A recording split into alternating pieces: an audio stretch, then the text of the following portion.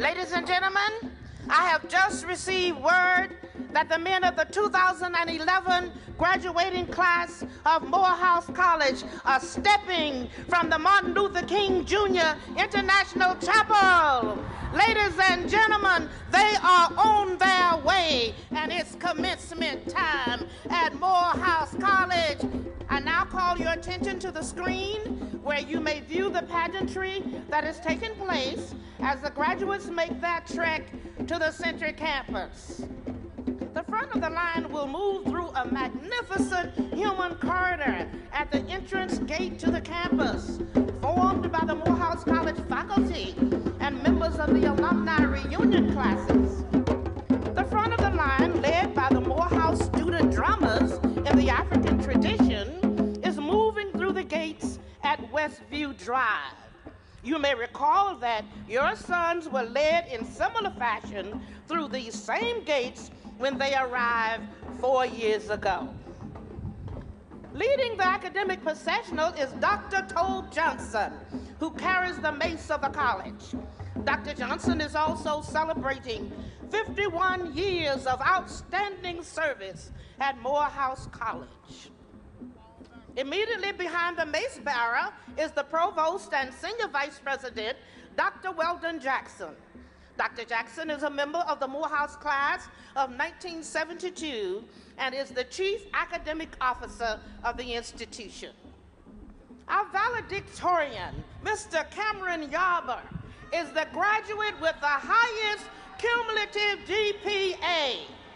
Cameron finished his Morehouse career with a perfect 4.0 grade point average.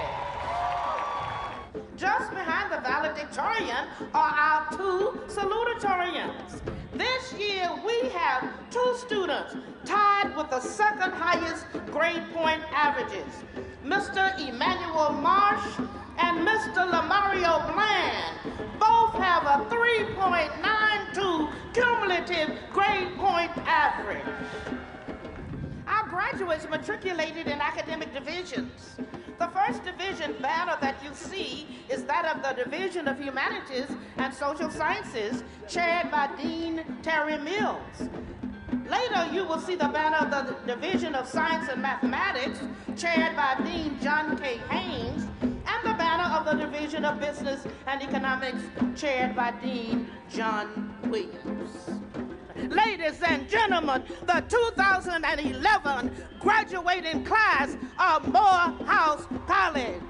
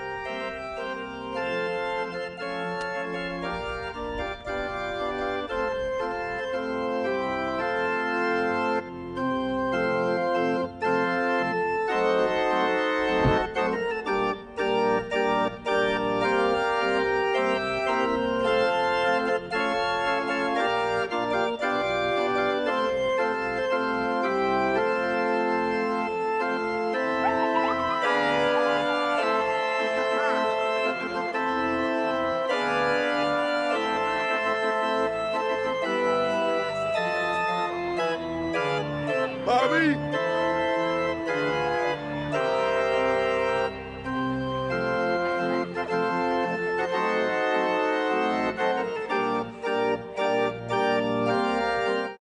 And now the ringing of the bell by the founder's representative, the Reverend Dr. Woodrow Miller Jr., followed by the evocation by Morehouse alumnus, Reverend Dr. Amos Cleophilus Brown, pastor of Third Baptist Church in San Francisco, California, and a member of the class of 1964.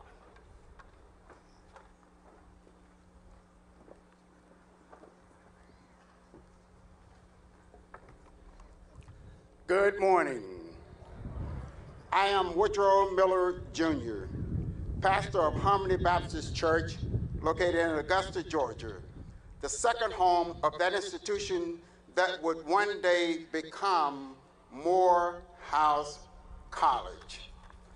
The ringing of the bell from the first church, Old Springfield Baptist Church in Augusta, where Morehouse was originated, was also the clarion call of our founder, the Reverend William Jefferson White, who convened the first Equal Rights Convention in 1866.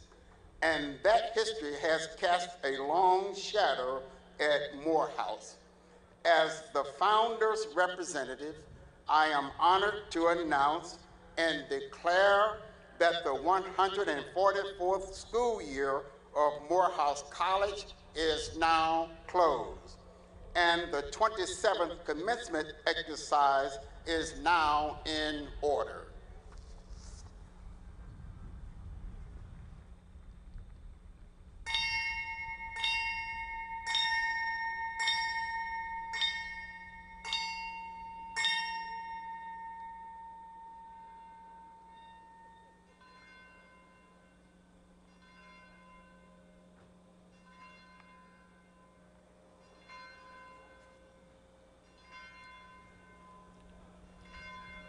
"47 years ago, I was privileged to graduate from this great institution. At that time, the religious landscape, according to Will Herberg, basically reflected Protestants, Catholics, and Jews. But today, it's a different day. The landscape has changed. Therefore, I invite you in this evocation to join with me in talking to our various and sundry expressions of higher reality in this prayer. Whether you are Hindu, Muslim, Jew, Christian, or just a meditative person, we invite you now to join in prayer. Let us pray. Eternal God, source of life, light, and love, we gather today on this glad day of graduation to thank you for life, in spite of its contradictions and crises. We are grateful for the families, faith communities, and the rich legacy that is ours.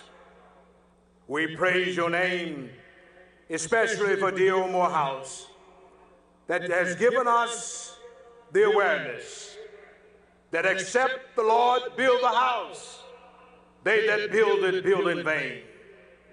We acknowledge that our primary founders did not build in vain, and that Morehouse has stood the test of time because it was built on the rock of discipline in the classroom, spirituality, dignity in the minds of the sons and daughters of Africa, and a profound devotion to serving the family, the faith community, and all humankind. We pray for the present administration that is so ably led by Dr. Robert Franklin, for the faculty, for the parents gathered here today, and the least of those who maintain our infrastructure, that the quality of our lives would be sublime. Significant among them are the security guards who protect us from the violence of urban culture. For them we also are grateful and prayerful. Now, eternal presence, we pray for all of us as we anticipate a renaissance in our celebration of 150 years hence. May our celebration give us high resolves to improve our infrastructure, affirm the achievement of all men of Morehouse, and at the end of the day, make Morehouse a good college better, a better college, the best anywhere to be found south of heaven, north of hell in this crusted earth. As for our graduates, grant whatever their forthcoming or ongoing pursuits may be, that they may eschew wealth without work, pleasure without conscience, science without humanity, politics without principles, commerce without morality, and worship without sacrifice. We beseech thee and hope that you will grant these graduates the wisdom as they go forth in the world, that they may go forth from this sacred space determined to touch that which is wrong and make it better and right after they will have touched it. May they be agents of change and transform the isms that divide the human family into the reality that unites us into that beloved community, so that the day will come when all of your children will be able to say, I'm black and I'm proud, I'm brown and I'm sound, I'm yellow and I'm mellow, I'm red but I'm not dead, I'm gay and I'm godly, I'm straight and I'm sensible, I'm white and I'm all right. Grant us, O God, this day that there will be a family of paradise when we will live together as brothers and sisters and not perish as fools. This is our prayer, we pray, in the name of the eternal Spirit of justice, truth, beauty, and love. Amen. Please stand for the presentation of colors, followed by the singing of the Star-Spangled Banner, led by the world-renowned Morehouse College Glee Club under the direction of Dr. David Morrow, Morehouse College class of 1980, and accompanied by Dr. David Oliver, college organist.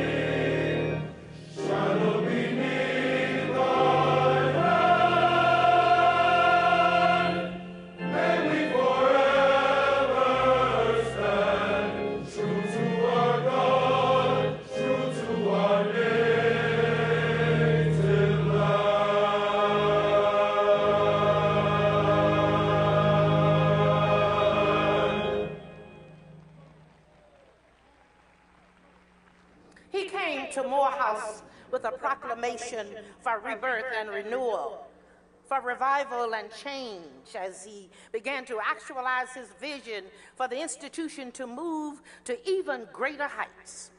So whether he is selected for the Prince of Wales's Business and Sustainability Program for Global Sustainability Leadership, or appointed to serve on the Council on Foreign Relations, or once again asked to serve as a panelist at the Essence Festival's Empowerment Seminar Series, Saving Our Black Boys, and the College Roundtable, or appointed by the mayor to serve on the Atlanta Mayoral Board of Service to provide recommendations and collaborative action for the civic good, or whether he is sitting with students in Shivers Dining Hall, joining them in meaningful conversation and moving them to a more global perspective with a social conscience. Wherever you see him, wherever you find him, you can be sure that he is always devising new constructs and new possibilities for excellence at this institution. He is the 10th president of Morehouse College, a member of the class of 1975. Ladies and gentlemen, our president, men of Morehouse, the class of 2011, welcome once again our president, Dr. Robert Michael Franklin. President Franklin.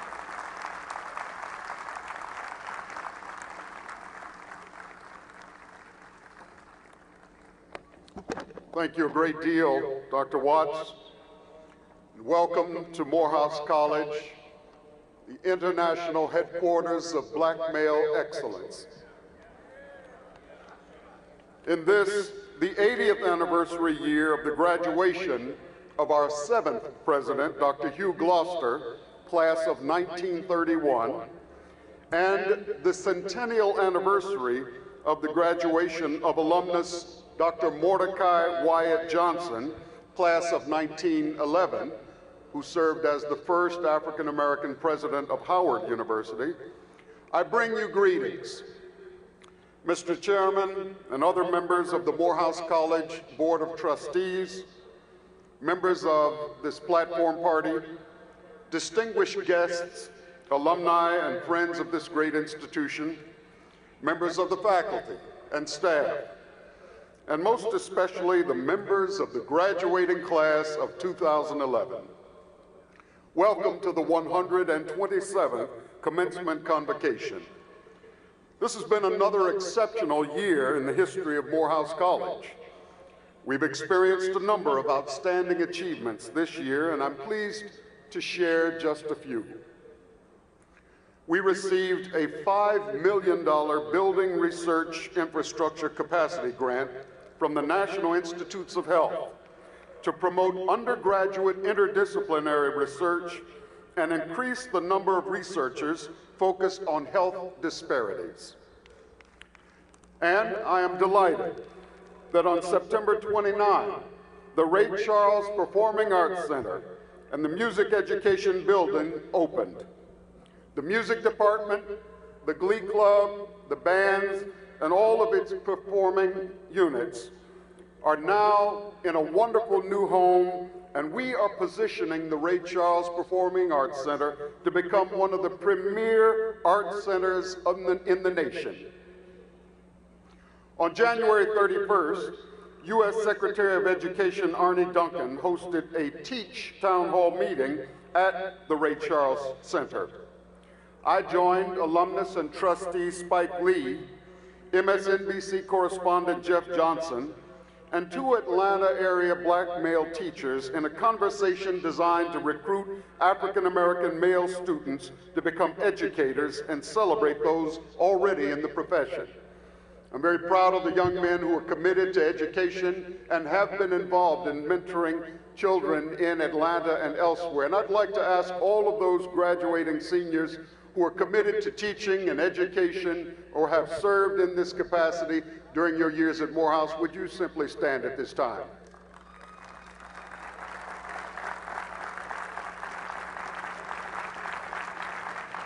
Thank you, gentlemen.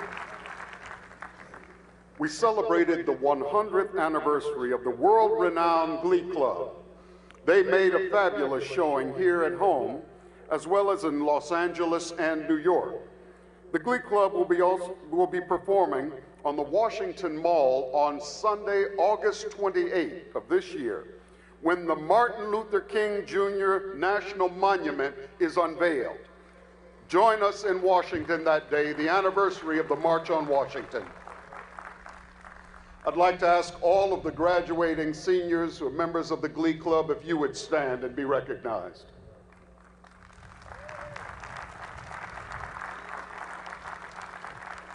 Thank you. The Maroon Tiger football team broke school records this year by becoming NCAA playoff contenders for the first time in our history. Would my graduating football seniors stand and be recognized?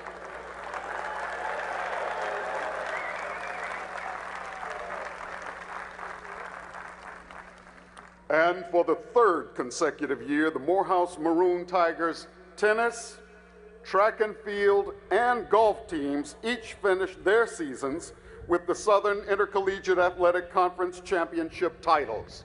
Would these champions who are graduating please stand? Tennis, track and field, and golf. But even more important, our scholar athletes collectively have a higher graduation rate than the student body as a whole. Our scholar athletes, and we're very proud of them. Additionally, Morehouse was awarded a planning grant by the Andrew Mellon Foundation to develop a film and digital media studies program in the Division of Humanities and Social Sciences. So Spike Lee, I want you to know we have a number of promising young filmmakers on the way. Our Chinese studies program is flourishing, and the college continues to focus on issues associated with Black male gender identity. In October, we received a grant from the Ford Foundation for a program titled Faces of Manhood, the World Gender Order, which will roll out over the next 2 years. Morehouse has joined forces also with the Kellogg Foundation, the Weingart Foundation, the City of Los Angeles, and the California Endowment to initiate a leadership development program for boys and men from underrepresented communities in Southern California. And finally, over a month ago, the Mellon Foundation granted us the matching funds to endow the Walter E. Massey Chair in Physics at Morehouse College.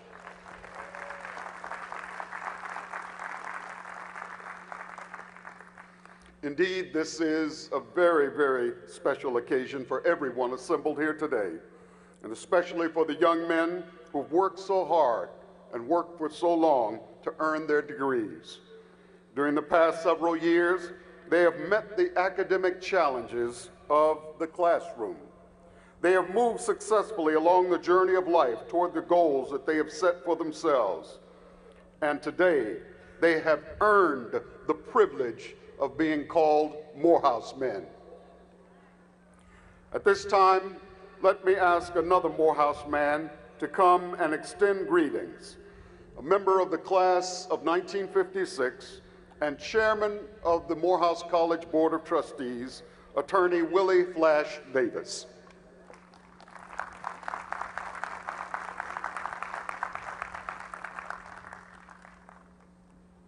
Thank you, Mr. President. On behalf of the Morehouse College Board of Trustees, I welcome all of you to the campus and for this commencement exercise for the class of 2011. I would like to, first of all, thank all of the parents and family members of the graduates for their great sacrifice, without which, of course, these young men would not be seated here today. I would also like to thank the faculty and staff of Morehouse College for its dedication and service to these young men, and which also played a large role in their standing here today to receive their degree. And to the members of the graduating class, I simply ask that you do not forget from whence you came.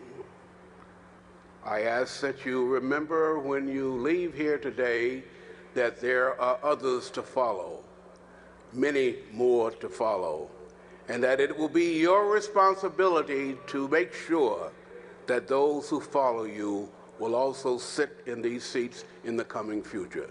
Thank you very much, and congratulations.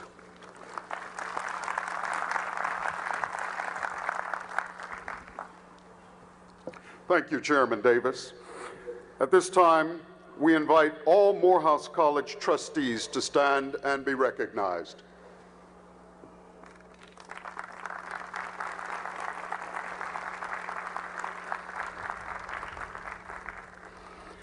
And now we're fortunate to have on the dais today a former trustee, a Morehouse parent, and a true friend of the college. Dr. William H. Cosby, Jr. is the author of more than 10 books. He is passionate about the state of the black community. Dr. Cosby is a frequent lecturer on problems in disenfranchised urban communities. He earned a doctorate in urban education at the University of Massachusetts at Amherst and has been awarded more than 10 honorary degrees. Dr. Cosby was named trustee emeritus of Morehouse College in 2006, but due to logistical challenges, he never received the commemorative plaque that the trustee board now wishes to confer. And so I'd like to make that presentation to Dr. Bill Cosby at this time. Sir, will you come forward with Provost Jackson?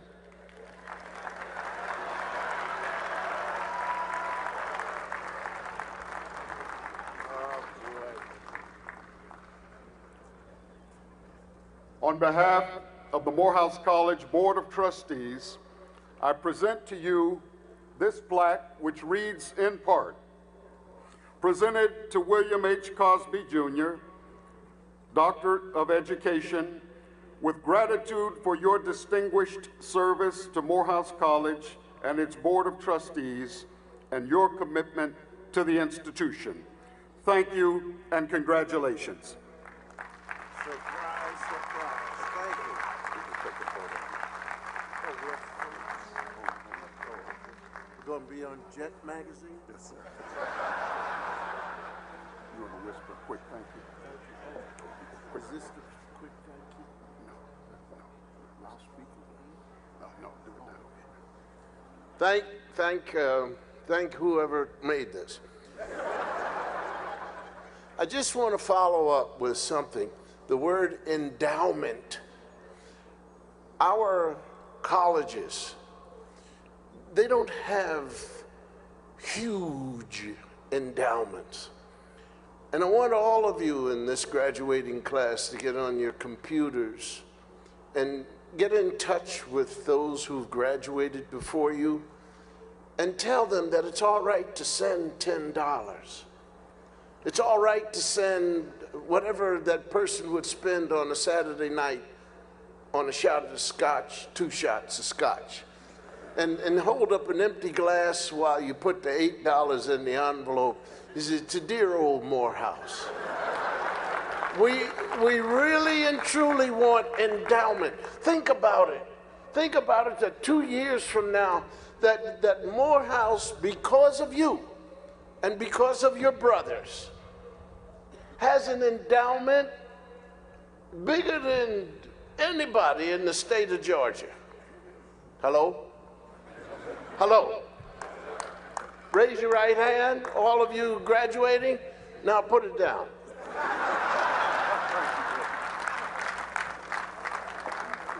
The inimitable Bill Cosby. One of Morehouse College's greatest assets is our alumni. Morehouse has a proud tradition of producing outstanding leaders. Morehouse men such as Nobel Prize laureate Martin Luther King Jr., former Surgeon General David Satcher, United Negro College Fund President and CEO Michael Lomax, Grammy-nominated hip-hop gospel recording artist Canton Jones, Atlanta's first African-American mayor, Maynard Jackson, former NAACP Board Chair Julian Bond, former Secretary of Health and Human Services Louis Sullivan, Olympic gold medalist Edwin Moses, Academy Award-nominated actor Samuel L. Jackson, acclaimed filmmaker and conscience of America Spike Lee, CNN political contributor Jamal Simmons, and political strategist and NFL sports agent Lamel McMorris. Today, we want to acknowledge several special alumni. First among them is Dr. John Clemens. Dr. Clemens, who is 99 years young, 99, is a retired Savannah, Georgia physician and a proud member of the class of 1936. He is celebrating his 75th reunion, and he joins us today via web stream. We're pleased to wish Brother Clemens and his lovely wife, Moselle, a Spelman College alumna, who is also celebrating her 75th reunion, a very special congratulations today.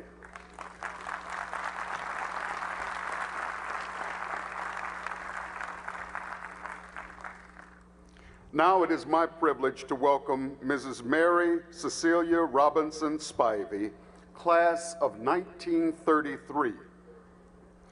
Mrs. Spivey, one of 33 women to graduate from this college, was the only woman enrolled in the day program and, to our knowledge, is the only living female graduate of Morehouse College. She earned a master's degree in education from Western Reserve University and attended Atlanta University, where she earned another master's degree. Mrs. Spivey was a career educator in the Atlanta Public Schools. She is joined today by her grandson, Ernest Cooper III, and granddaughter, Ebony Cooper Hairston. Mrs. Spivey, would you please come forward? Let's celebrate this extraordinary achievement.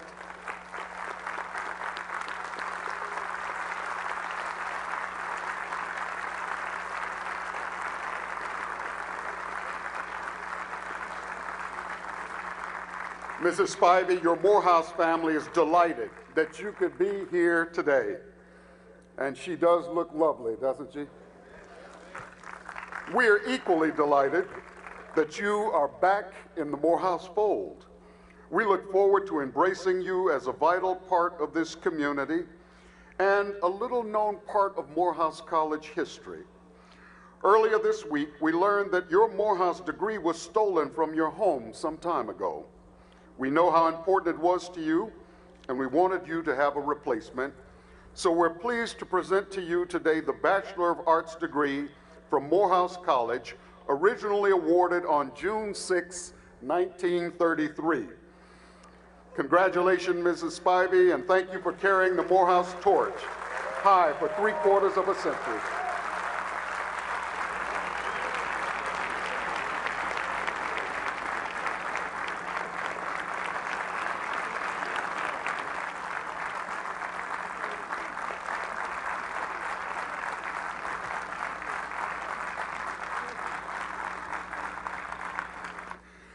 Celebrating their 70th reunion are Dr. Tracy Smith of Denver, Colorado, and Mr. Lorenzo Wallace of Atlanta, Georgia, and other men of the class of 1941. Would you please stand, gentlemen?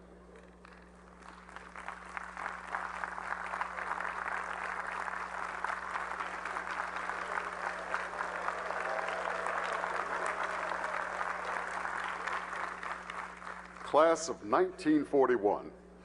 And now celebrating their 65th reunion are the Pathways Schools co-founder James Kennedy and Dr. Alfred Vaughn and other men of the class of 1946. Would you please stand?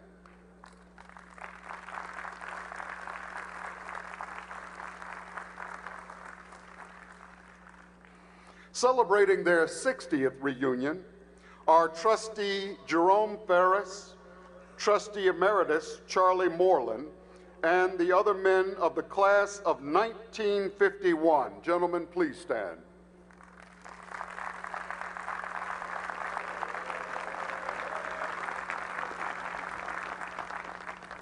Celebrating their 55th reunion are Board Chairman Willie Flash Davis, Chairman Emeritus Otis Moss Jr., and noted plastic surgeon Peter Chattard, and other men of the class of 1956. Would you gentlemen please stand?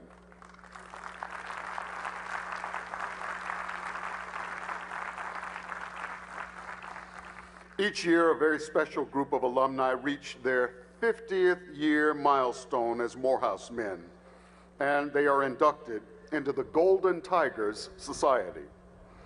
Celebrating their golden anniversary are Morehouse trustee Dr. Benjamin Blackburn, Princeton University senior executive Dr. Richard Hope, and other men of our Golden Tigers class. Gentlemen, please stand and be recognized. A half century out of Morehouse College. Thank you, gentlemen.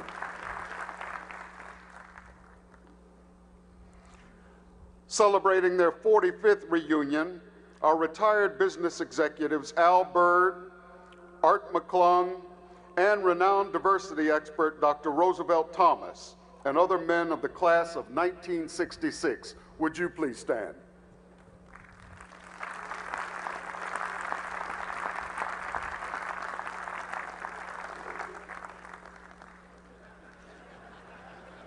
Dr. Henry Thomas, look up there.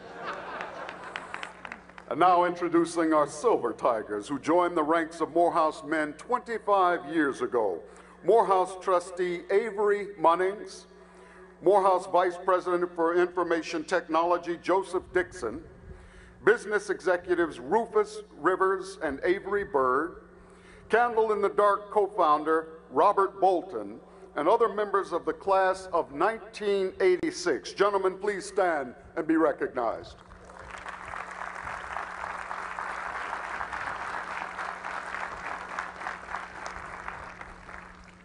Celebrating their 20th reunion are Dr. Raphael Warnock, senior pastor of Ebenezer Baptist Church, prominent architect Reynald S. Harris Jr., and other men of the class of 1991. Please stand, gentlemen.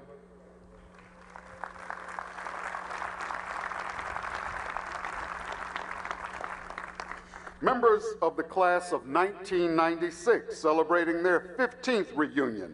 Gentlemen, please stand.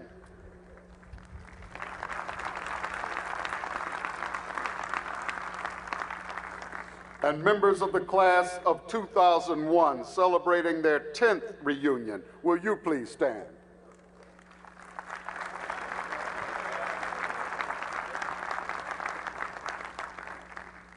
And finally, the members of the class of 2006, celebrating their 5th reunion. Would you, gentlemen, please stand and be recognized?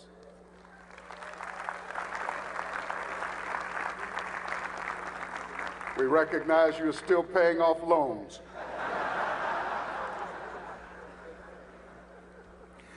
Last night, these reunion classes presented their gifts totaling $1.3 million to support their alma mater. Let's give them a big hand.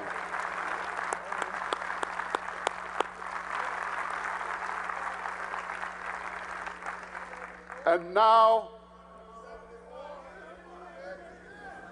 the class of 1971 has awakened,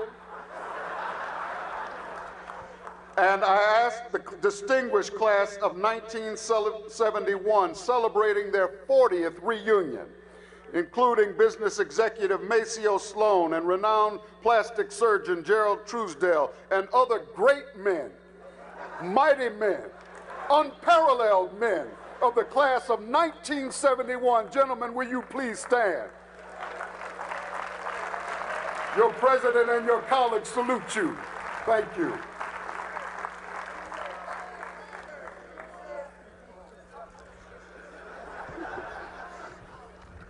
President's notes have been heavily edited.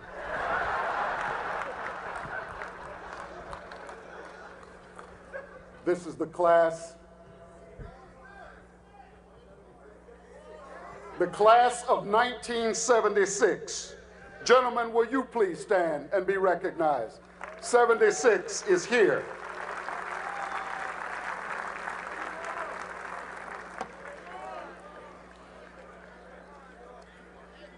the class of 1981 are here vocally. And gentlemen, I ask you to stand. These distinguished men of Morehouse, 1981. Thank you, gentlemen. God bless you. Just have anybody that wants to stay.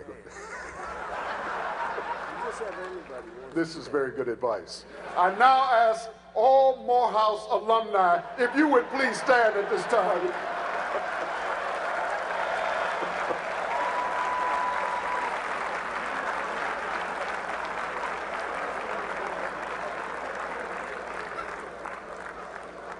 Thank you, gentlemen, for coming home.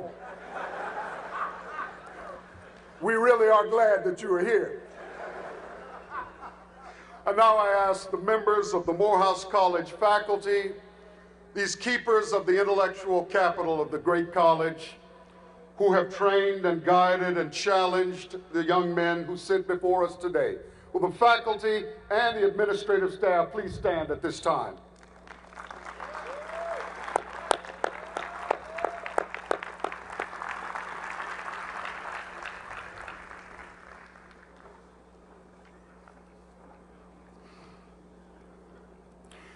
Miss Maroon and White and her court of 2011-2012, will you please stand at this time?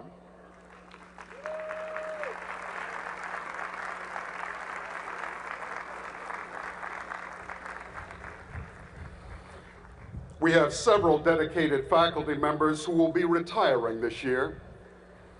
Dr. Alton Hornsby, professor of history, retired in December after 42 years of outstanding leadership and service.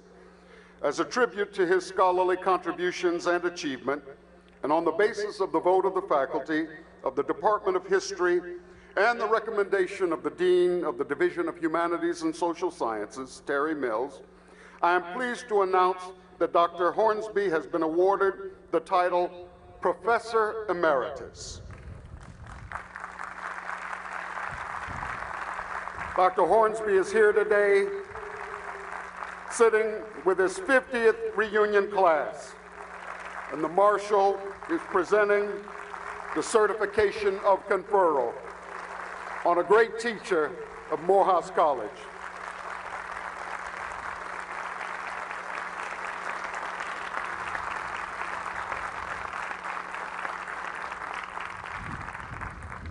We thank you, sir, a gentleman and a scholar. Dr. Jocelyn Jackson will retire from Morehouse College this year after 24 years of outstanding leadership and service as professor of English and director of the Morehouse College Honors Program. As a tribute to her scholarly contributions and achievement, and on the basis of the vote of the faculty of the Department of English and the recommendation of the Dean, the Division of Humanities and Social Sciences, I am pleased to announce that Dr. Jocelyn Jackson has been accorded the title Professor Emerita. Dr. Jackson, please come forward and receive your certificate of conferral.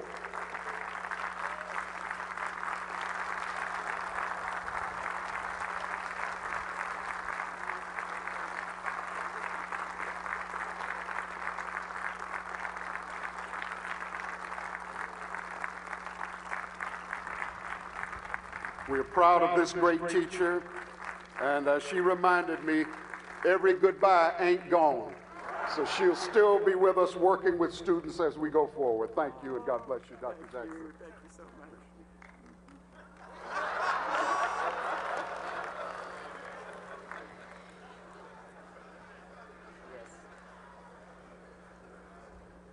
Thank you very much. An elusive kiss. The Teaching and Excellence Award is funded by the Vulcan Materials Company in conjunction with the Georgia Foundation for Independent Colleges, Incorporated. Under this initiative, 2010-2011 Faculty Member of the Year Award for Outstanding Teaching was awarded to Dr. Marcellus Barksdale, Professor of History. Dr. Barksdale, please stand and be recognized.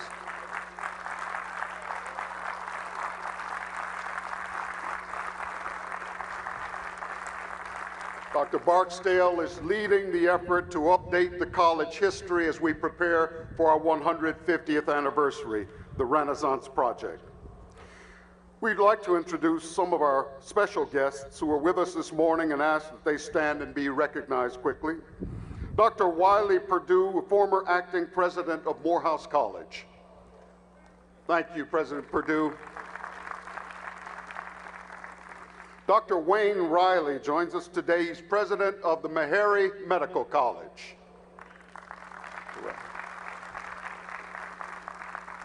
Dr. June Gary Hops, wife of former Morehouse provost and senior vice president for academic affairs, Dr. John Hops, Jr. The famed film and television producer and Morehouse honorary degree recipient, Reuben Cannon, and his wife, Alice.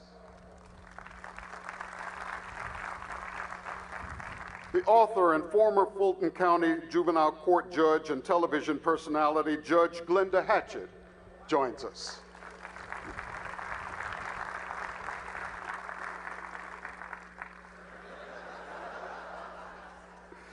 Annie Watley, Associate Director of the Office of Minority Input for the U.S. Department of Energy. Annie Watley. Also a proud Spelman mom. Vice Admiral Melvin Williams, who is Associate Deputy Secretary of the U.S. Department of Energy, joins us today. Evelyn Kent, from the Office of the Director of Defense Research and Engineering from the U.S. Department of Defense, joins us today. Welcome. John Wilson, Morehouse alumnus and Executive Director of the White House Initiative on Historically Black Colleges and Universities. Dr. Wilson, welcome home.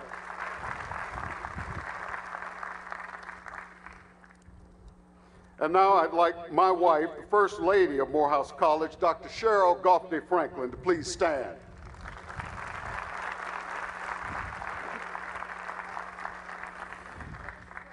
Mrs. Yvonne King Gloucester, wife of the late Morehouse President Emeritus Hugh Morris Gloucester, who would have been celebrating his 100th birthday this year.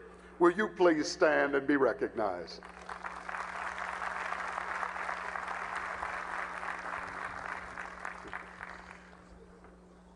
You hear the chant of Hugh as we used to address and greet our president. At this time, I'm privileged to recognize our two class salutatorians, proving that at Morehouse, the companionable intellectual competition among students has a tremendous payoff. I hope school educators around the nation who are viewing will listen carefully. Both of these gentlemen maintained an impressive 3.92 cumulative grade point average. Allow me to introduce the first of our two salutatorians, Mr. Lamario Bland, a psychology major. Lamario was born in Heilbronn, Germany, and raised in Macon, Georgia. He is the son of Velda and David Bland. Lamario, who plans to join the military following graduation, was a member of the Pre-Law Society and the track and field team, where he was a 2010 All-American. Additionally, he was inducted into Psi Chi, the Psychology National Honor Society, and Phi Beta Kappa. Lamario, please come forward and receive your award.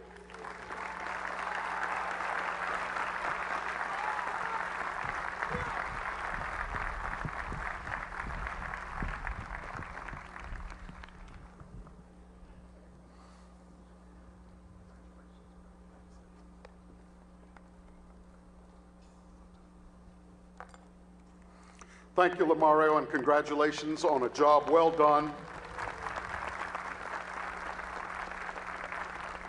I'd like to ask the members of Lamario's family to stand and be recognized.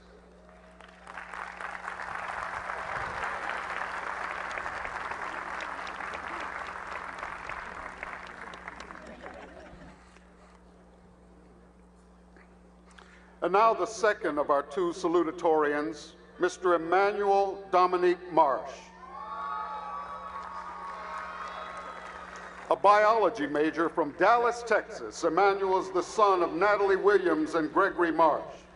During his matriculation at Morehouse, Emmanuel served as the vice president of Alpha Epsilon Delta, the only national pre-medical honor society, and was inducted into Phi Beta Kappa. A biology tutor for 3 years, Emmanuel also held membership in the Morehouse Health Career Society and volunteered at St. Francis Table Soup Kitchen. Next year, Emmanuel plans to attend medical school to become a general surgeon. Emmanuel, please come forward and receive your award.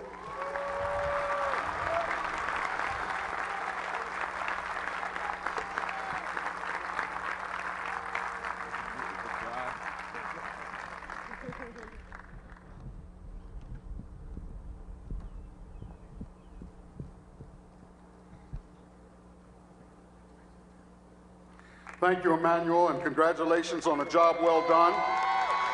Will the members of Emmanuel's family please stand and be recognized? They are already standing.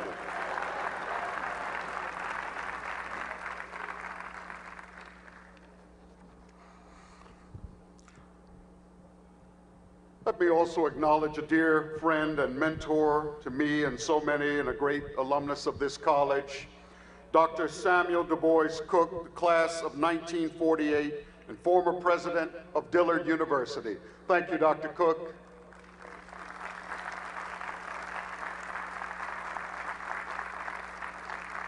This year, Morehouse College is pleased to recognize an accomplished graduating senior as its class valedictorian. He has achieved an impressive cumulative grade point average of 4.0 in 4 years of Morehouse College. And he is deserving of this time-honored acknowledgement. Valedictorian Cameron Yarber, a native of Martinez, California. Martinez, California. They just changed the name. And is the son of Pamela Green Yarber and Anthony Yarber. An accounting major, Cameron attended Morehouse on a full academic scholarship.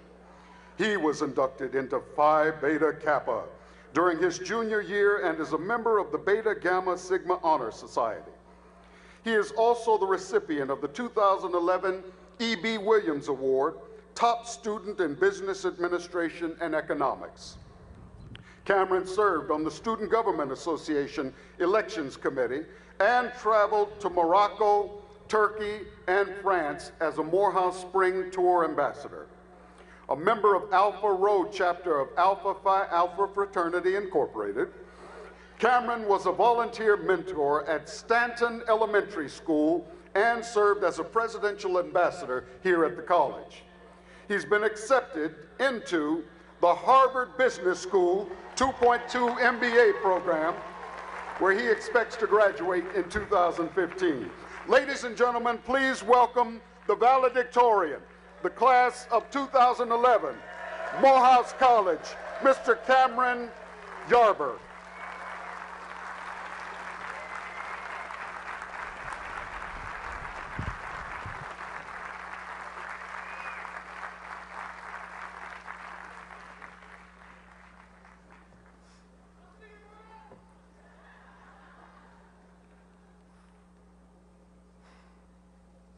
To President Franklin, members of the Board of Trustees, faculty and staff, family and friends, and of course, the phenomenal class of 2011.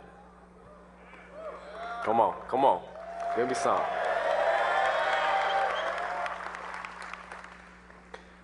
Today marks the end of a long journey from a hot August day in 2007 to this day of celebration and victory. Like most freshmen when they first arrived on campus, I was taken by an air of excitement and anticipation, wondering what the next 4 years might bring. But my mother, on the other hand, was experiencing a different kind of emotion. As tears welled up in her eyes, she turned to me and she said, "I would protect you from the world if I could." She, like many of the mothers, fathers, aunts, and uncles, and grandparents here with us today, knew that sending their boy to college was his first step into the real world on his own. They knew that we would be faced with challenges and difficulties that their love, strong as it was, simply would not be enough. And they were right. Since we've been in Morehouse, many of us have encountered several difficulties: the loss of family members and friends, finding employment in a ruthless economy, and the ever-present struggle to pay tuition and fees for 8 whole semesters. At this moment, I am humbled by God's grace and His mercy. And I am honored to say thank you to those mothers like my very own that wanted to protect us from the world. I'm pleased to say thank you to all those parents, guardians, family, and friends that kept us encouraged when the road seemed tough and the hills were hard to climb. Your faith was the assurance we needed to make it into this glorious mountaintop today. When we entered these gates just 4 years ago, President Franklin, he challenged us to be Renaissance men with a social conscience, to uplift and to serve. And he challenged us to be well-read, well-dressed, well-spoken, well-traveled, and well-balanced. This was a tall order, yet we were energized by the lofty ideals that we were to embrace, and consequently a transformation began. We read Tolstoy and Kafka. We read Machiavelli, E. Franklin Fraser, Gibbon, Tocqueville, Ibsen, and Shakespeare. We read Ida B. Wells, Jean-Paul Sartre, Dante and Chaucer, Richard Wright and Dostoevsky, Friedrich Nietzsche and Gandhi, Du Bois and Mannheim, Howard Thurman, and Immanuel Kant. Ladies and gentlemen, we were becoming well-read. We learned to pull up our pants because we knew that real men need to gird up their loins if they're ever able to fight the ills that plague our society. We learned when to wear the polos and the Jordans, but we also knew when to wear the Brooks Brothers and the Ralph Lauren. We know when to show up and how to show up, always on point and ready to do the business at hand. We were becoming well-dressed. We ventured out into our communities in order to make a difference, mentoring third graders and helping them learn how to read with great understanding and facility. Tutor students to ensure their readiness to pass the CRCT, participated in cleanup campaigns in various neighborhoods, and engaged in clothing drives, and even helped to serve food to the elderly and the homeless. But we also left the borders of this country, for we traveled to Shanghai, China, and Istanbul, Turkey. We went to Kuwait, Germany, Greece, Spain, and Morocco. We visited Paris, France, and we studied in Hiroshima and Tokyo, Japan. And for the past 2 years, some of us spent our beloved spring break not on the splendid beaches of Miami, Florida, but rather in earthquake-torn Haiti to assist with continuing cleanup throughout that country. We were becoming well-traveled in order to develop a global perspective with a social conscience. We developed our speaking skills through classes, formal debates, and those late-night vigils as we sat outside the hallways of our rooms and attempted to solve the problems of this world. We attempted in the Otis Moss Jr. oratorical contest, and we sparred in competitions as members of the Honda All-Star Challenge, and we traveled across this beautiful country with the renowned Morehouse debate team winning all the way. We listened to great speakers who visited our campus. Eric Holder, Ben Bernanke, Al Sharpton, Salman Rushdie, Arnie Duncan, Cornel West, Judge Glenda Hatchett, and Bill Cosby.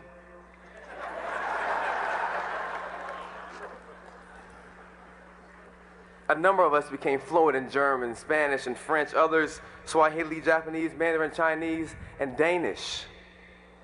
We were becoming well-spoken. And in the final analysis, we learned how to forge a meaningful balance between the academic and the social. We learned to discern between that which is important and what is not so important after all.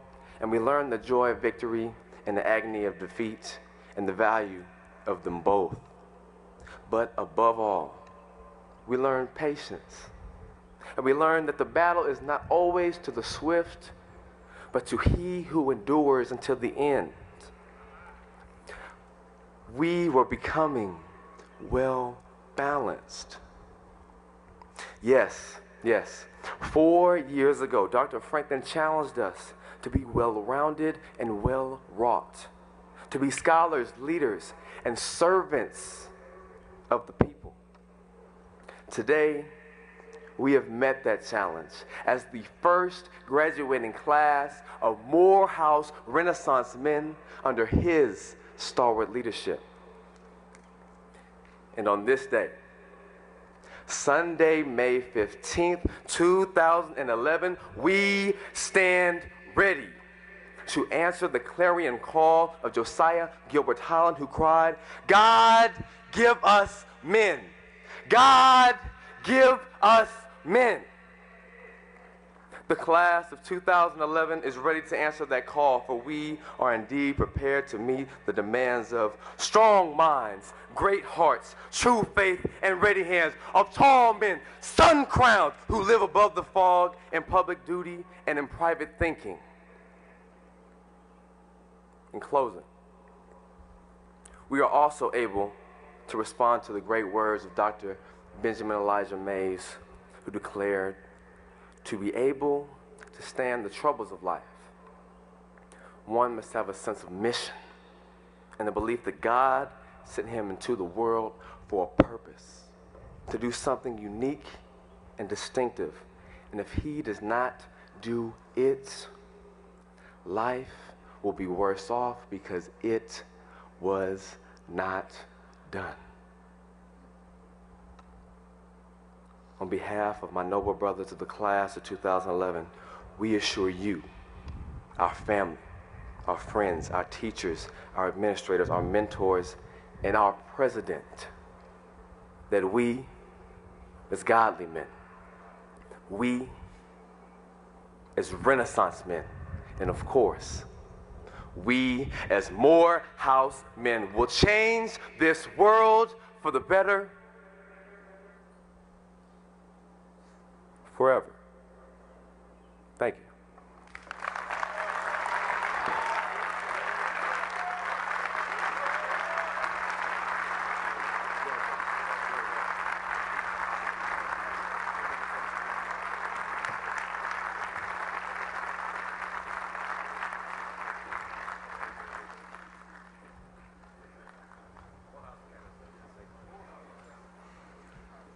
Thank you, Cameron Yarber, 2011 valedictorian of Morehouse College. Congratulations on a job well done. You inspire us. Attend Harvard Business School, do well, make money, remember Morehouse. Will members of Cameron's family please stand and be recognized?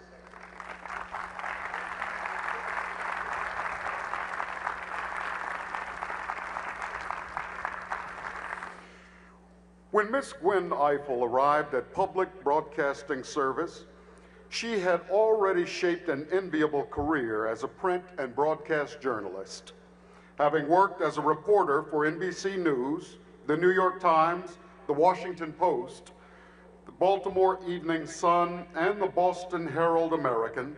She was respected for being objective and insightful. 12 years ago, she joined PBS's Washington Week, where she is the moderator and managing editor. She has since led provocative conversations with other award-winning journalists on topics important to all Americans. Ms. Ifill reports on diverse subjects, including foreign affairs and U.S. politics. To date, she has covered 6 presidential campaigns and moderated 2 vice presidential debates. In 2008, she earned a Peabody Award for Washington Week's 10-city series Road Show. Additionally, the Radio and Television News Directors Association, Ebony Magazine, and Harvard's Joan Shorenstein Center have honored Ms. Ifill. A graduate of Simmons College, she holds more than 20 honorary doctorates. Please give a warm Morehouse welcome to Ms. Gwen Ifill.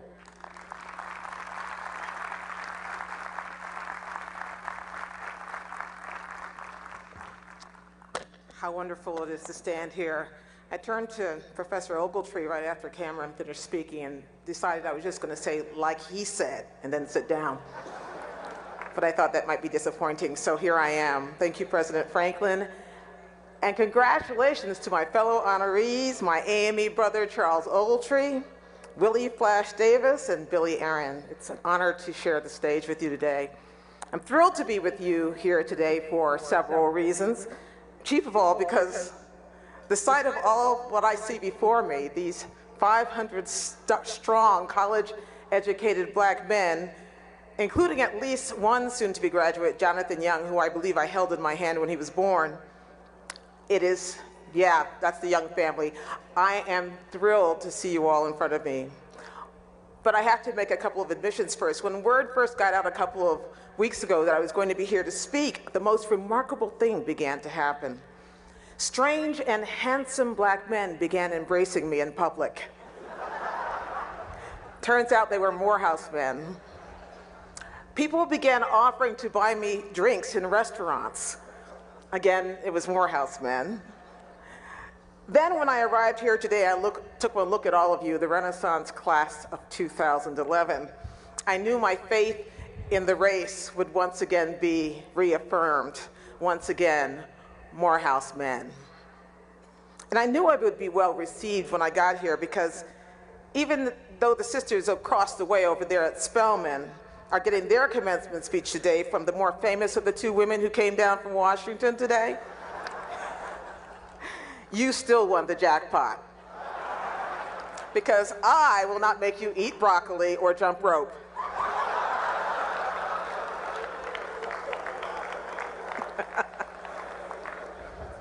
What I will do, what we all do, is honor your achievement here today.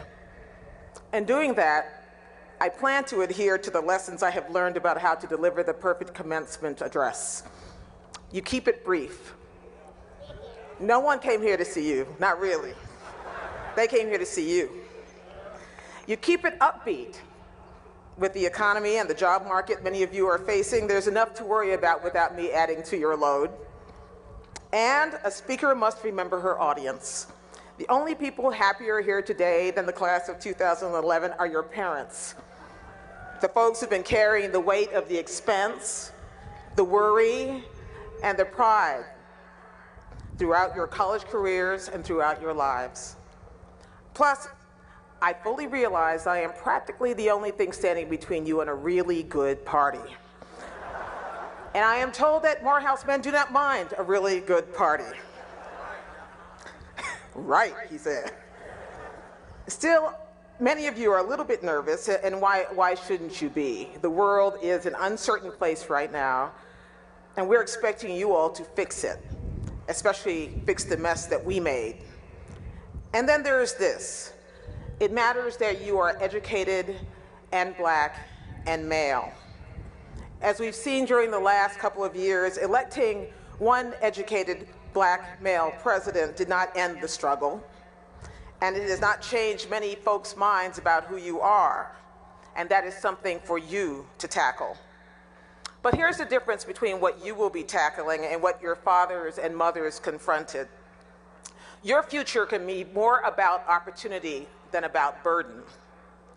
Now, this will come as a surprise to many of the people you will encounter after you leave this place today.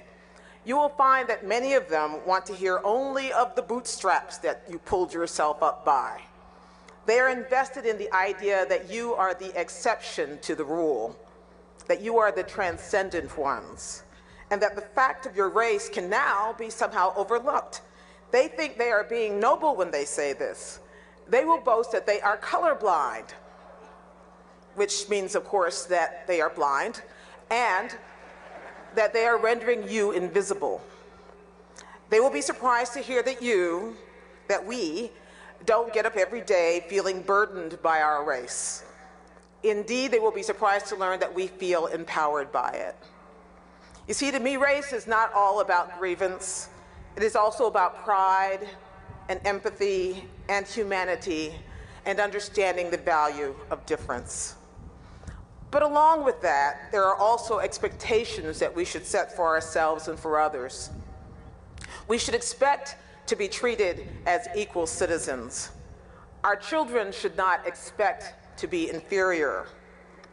We should all expect that anything is achievable, if not now, then soon. The alumni who have gathered here today to see you off will tell you that leaving Morehouse is about more than just a degree. It's a rite of passage that should give you the opportunity to ponder more than just the vagaries of the job market. As you emerge from the blur of graduation parties and finals and parties and the caps and the gowns and the parties and the degree granting, you'll find a whole raft of expectation awaiting you on the other side. So use this time to look inside yourself and come to grips with some home truths. Because if all you take from Morehouse is a really good college education, you will have missed the point. Home truth number one: your experience here is only the beginning. You are educated, you are officially members of the elite, but you are not complete until you acknowledge that it is what is in your soul that will determine your life's success. And no one is better positioned to build on that clarity to help America move to her next stage than you. Home truth number two: as Cameron said, you're called to a mission. With or without a college degree in hand, we're all here for a reason. It may be just to change the world around us, or to change the world in our hometowns, or for our families. It may be to fix and to understand and to explain and to investigate. It may be to be a bridge among all of our diverse communities, including within our diverse communities. It may be to educate, like the professors and the academics who are leaving you today, or sending you off today. But whatever it is, you must treat it as a mission, a responsibility, if you will, to care about more than just yourself, to affect the lives of those around you. Home truth three: know that you have limitless choices now. You can choose to build strong families, raising or helping to raise children, supporting siblings, paying your parents back, and I'm not just talking about money here, and honoring your grandparents. The responsibility is to step toward those choices, not away from them. Home truth number four: today you have the chance to fix a flawed relationship. You probably all know someone today who you're kind of not speaking to, some relative who's been getting on your last nerve, some friend you didn't say goodbye to because of some misunderstanding, some professor you had a fight with, some acquaintance who never believed in you, never thought they would ever see the day. Step beyond yourself and any resentments you may have. Make the first call and resolve to fix whatever flawed relationships you have today. Home truth five: resolve to cross a barrier. Now, that barrier may be race, it may be gender, class, it may be disability, achievement, or expectation. But use what you have learned here about potential, the potential of rebuilt bridges and healing words to create new relationships where none existed before. It is our only hope as a nation and as a world, because the barriers are still dark. They're still there. The corners are dark. The world is often still resistant to change. But it's your responsibility now to shine a light, the light of justice, the light of understanding into the world. And it is as necessary as it can be satisfying. That's what we expect of Morehouse men, and that's what you will always now be. Thank you for allowing me to share in your day in the honor and the incredible achievement of getting to join you as an honorary member of the class of 2011. Thank you.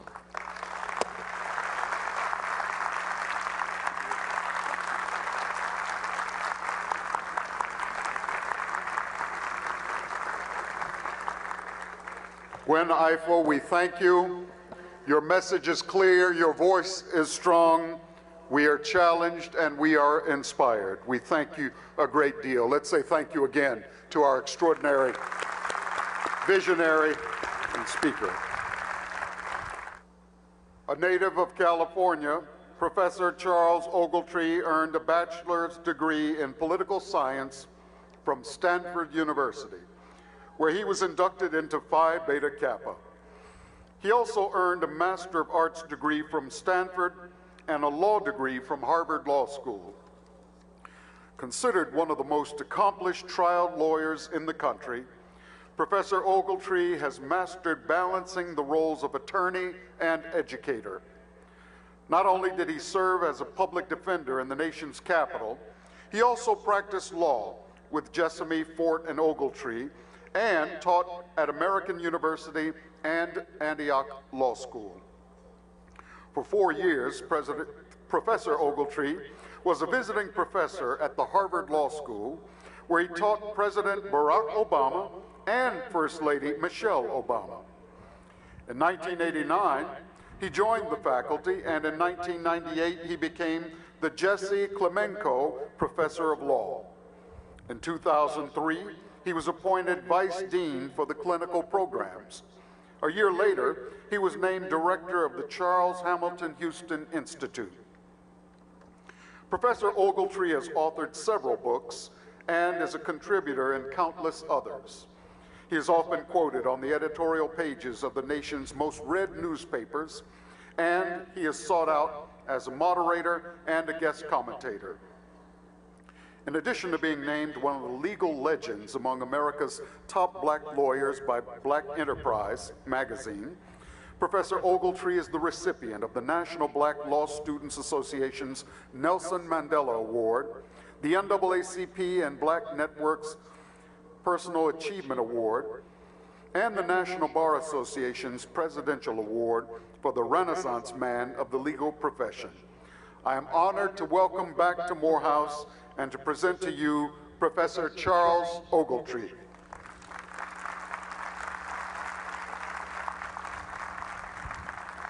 Thank you so much, President Franklin and First Lady Franklin. I'm deeply honored to be here today, and I really feel like I'm stepping in high cotton with people like Billy Aaron, Gwen Ifill, Flash Davis, some remarkable people.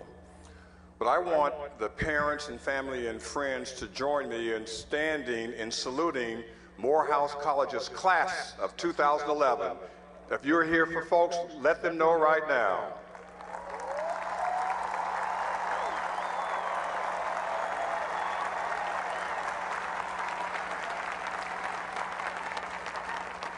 Men, you've heard it, and I now want the men of the class of Morehouse of 2001 to thank your family and friends who are here. Stand and thank them for being here for you. The class of 2011.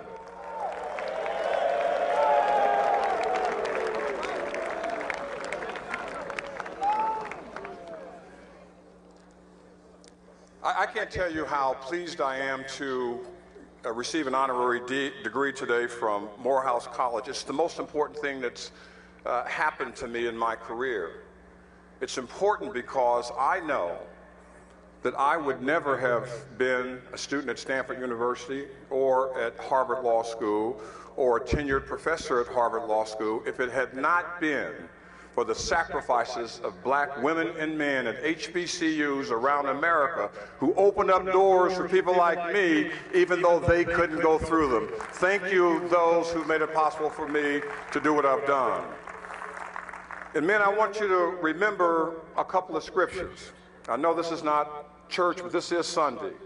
You got the warm-up yesterday, but I want you to always keep in mind at the end of your career, the second book of Timothy, the 4th chapter, the 7th verse.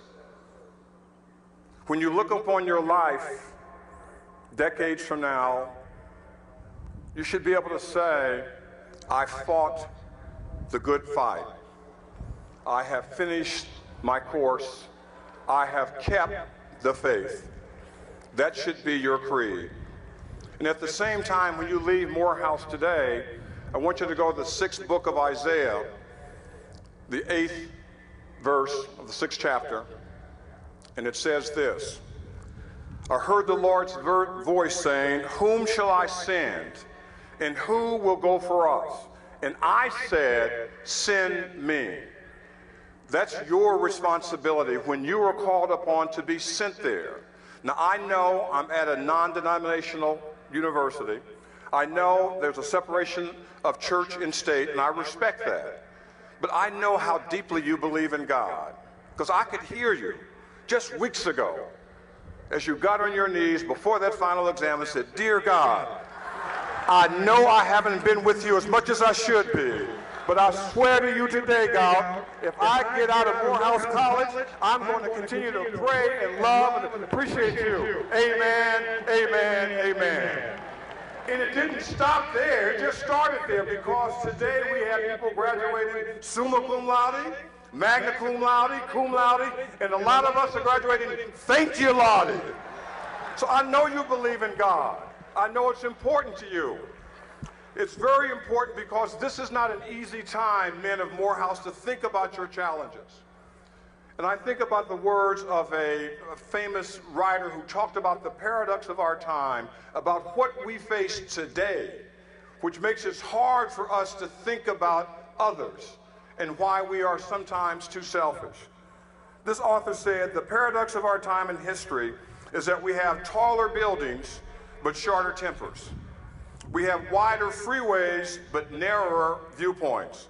We spend more but have less. We buy more but enjoy it less.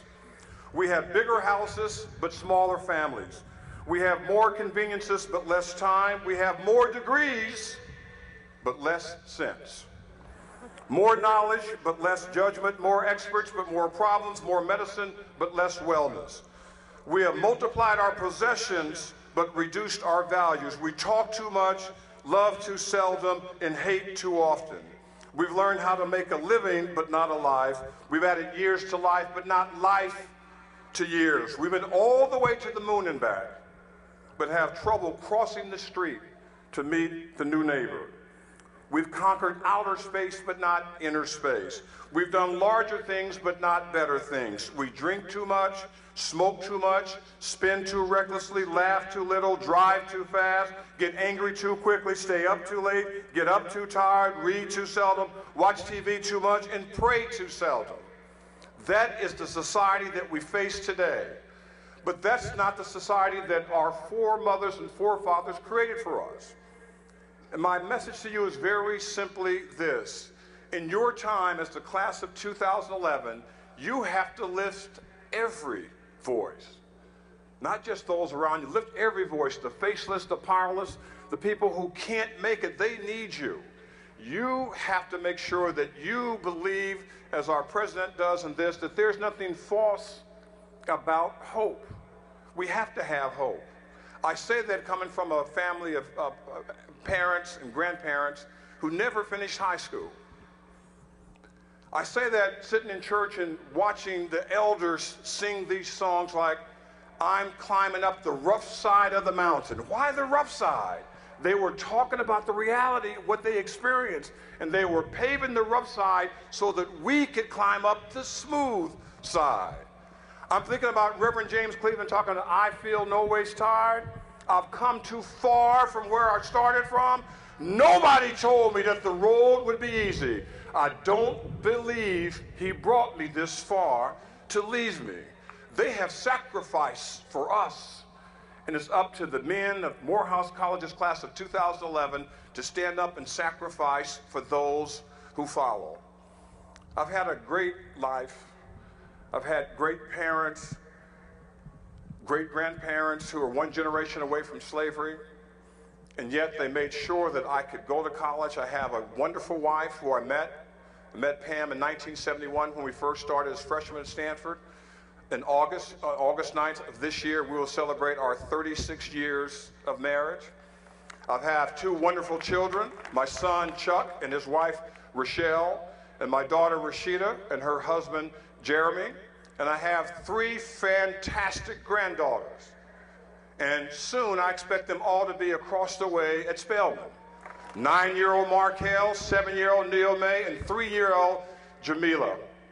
And for Jamila, I have a special responsibility for her Morehouse men. You know when she was born? January 15th, 2008. She was in the hospital as I went there to see her, and she didn't understand a thing I said, but I said, Jamila, there's another great one, born on January 15th, went to Morehouse College. It's the greatest African American in the history of this country. And you have to recognize that Dr. King made it possible for you to be who you're going to be. So this 3-year-old is knowing, why is Papa always telling me about January 15th? Because we have to remember the past if we want to make sure we achieve what we must achieve in the future. Let me end with these 2 points. One is that when I talk about there's nothing false about hope, I think about a great citizen of this world, 1962 in South Africa, facing a charge for fighting for patriotism, to be a free man in his own country. That man was Nelson Mandela. And he had a choice, because he looked around the courthouse and he saw all the lawyers were white, the judges were white, the wardens were white. He had a chance to seek mercy from the court when he's about to be sentenced, when he was fighting for justice in South Africa. And you know what Nelson Mandela said before the judge as he was about to be sentenced to death or life? He said this. He said, during my lifetime, I have dedicated myself to the struggle of the African people. I have fought against white domination, and I have fought against black domination. I have cherished the ideal of a democratic and free society in which all persons live together in harmony and with equal opportunities. It is an idea which I hope to live for and to achieve. But if needs be, it is an idea for which I'm prepared to die. 1962, he didn't die. In 1990, he walked out of that prison. In 1994, he was elected the first, not first black president of South Africa, the first democratically elected president of South Africa, because every vote counted. That is the challenge for the men of 2011, to open up those opportunities. My first year at Stanford, I had the great honor of doing something that makes me even more proud to be a Morehouse man. We had an address from Dr. Benjamin Mays when he retired from Morehouse. He came to Stanford, and I had the honor of escorting him to the World Series where the Oakland Athletics were playing in Oakland. To spend 6 hours with Benjamin Mays was like spending an eternity with a philosopher king who understood the challenges that we faced. He was in the twilight of his life, but he still had that spirit, that energy. And as you think about what he said then and what we remember about Dr. Benjamin Mays, he said, may you forever stand for something noble and high. Noble and high. That's what the men of this class must do. And I think about Rosa Parks, and I think about what she means to us today. I think about my good fortune in being able to mentor people like Michelle Obama, the brightest woman in the world. And her husband, President Barack Obama, he's smart too. But it's not just their intelligence, There's something about President Obama that we need to understand. When you think about President Obama, he's come a long way. And I've said this before, and I mean this with every conviction in my body. When you think about it, Barack Obama is the quintessential black man. He's overcome the challenges. Remember that he was born in 1961. He'll be 50 in August. Barack Obama, in his entire lifetime, spent one period in life with his father. Barack Obama's mother was pregnant when she was a teenager.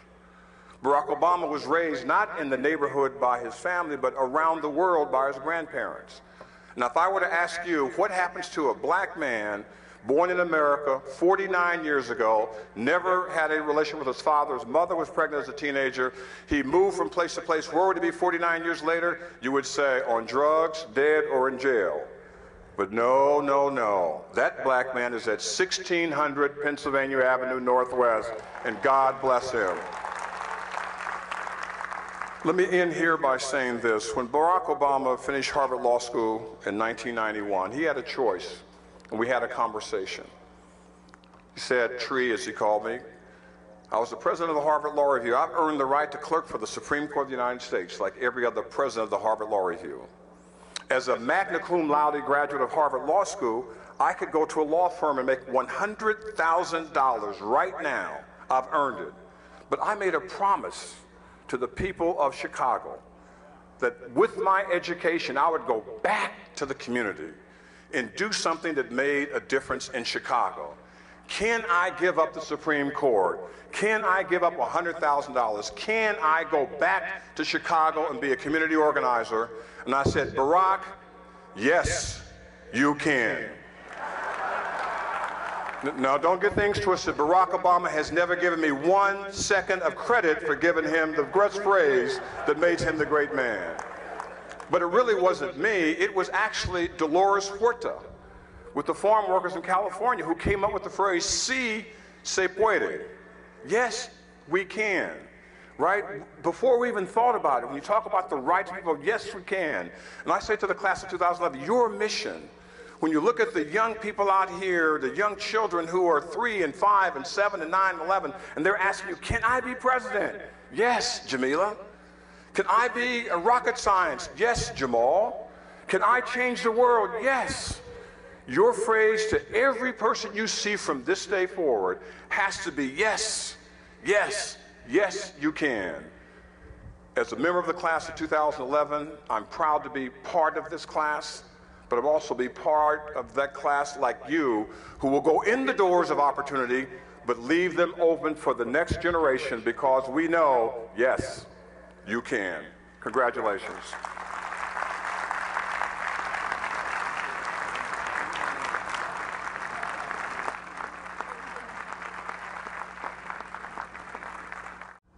Morehouse College will now confer 4 honorary degrees.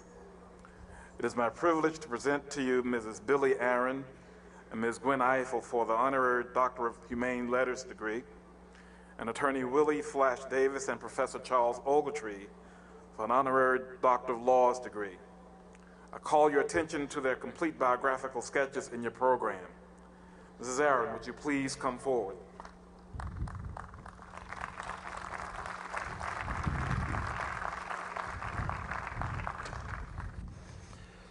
In 1968, you made your debut as a television journalist and blazed a trail for African American women. Since then, you have continued to blaze trails as an educator and a servant leader in your community. At several institutions of higher education, you nurtured students' intellect, and later you lent your considerable talents for fundraising and friend-raising to worthwhile organizations dedicated to education, civic engagement, the arts, and talent development. For your tireless efforts in pursuit of intellectual excellence and serving humanity, we salute you. Therefore, by the authority granted me by the Morehouse College Board of Trustees, I confer upon you the honorary degree Doctor of Humane Letters, with all of the rights, privileges, and responsibilities appertaining thereunto. Congratulations, Mrs. Aaron.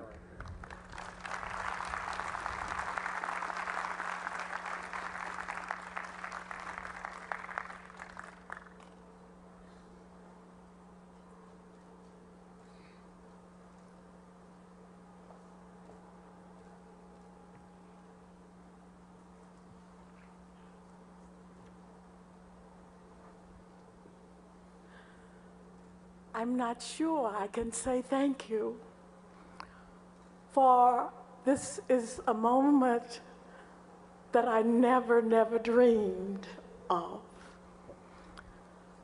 I am proud to join now Benny's boys, for I am indeed a Benny girl. Thank you.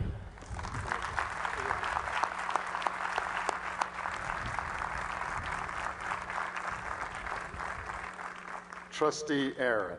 She joins her husband, Hank Aaron, as another Morehouse College honorary degree recipient. Ms. Ifill, will you please come forward at this time?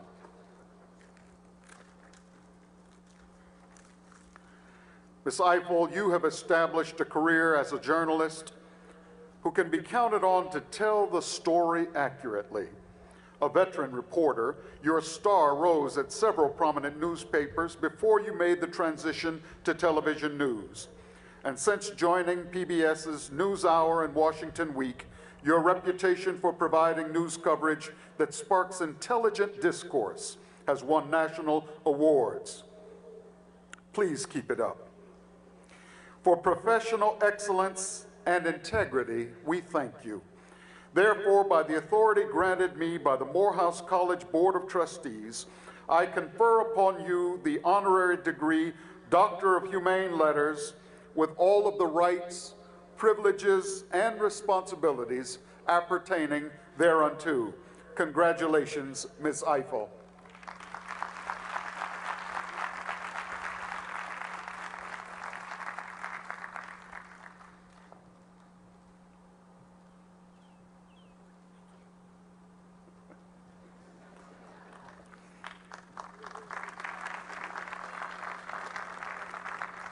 Attorney Davis, will you please come forward?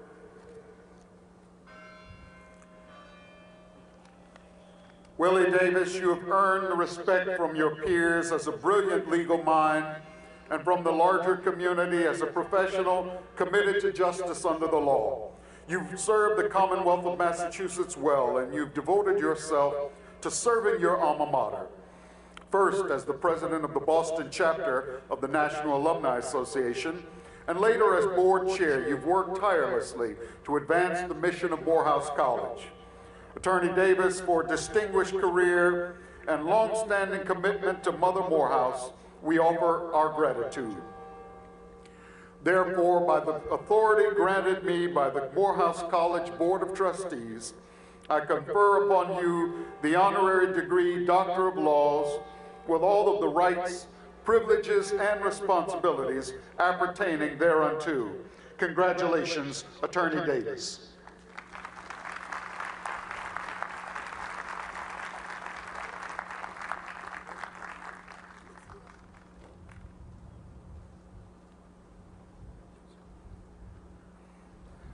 Professor Ogletree, will you please come forward?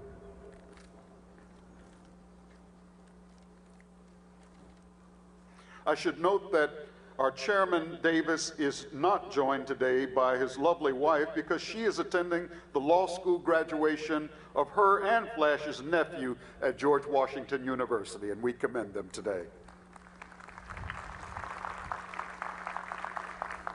Professor Ogletree, your career, diverse in its pursuits, has won you acclaim as a lawyer, an educator, an author, and a moderator.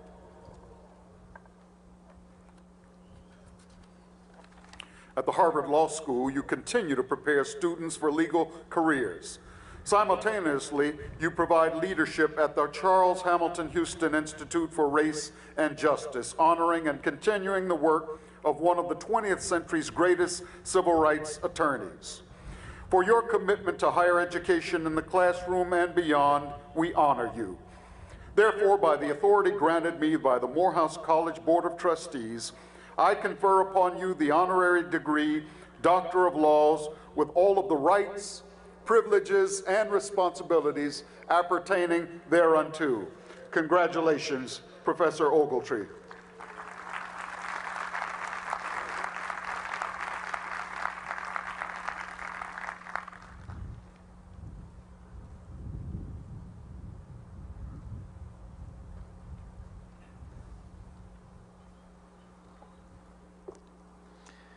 We now come to the central purpose of these commencement exercises: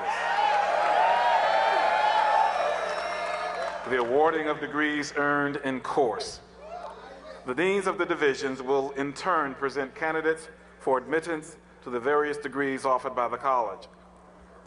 President Franklin, I am pleased to present to you members of the class of 2011 who have been certified, as well as those who will be certified as having completed prescribed course of studies and all institutional obligations meriting the degree of Bachelor of Arts or Bachelor of Science.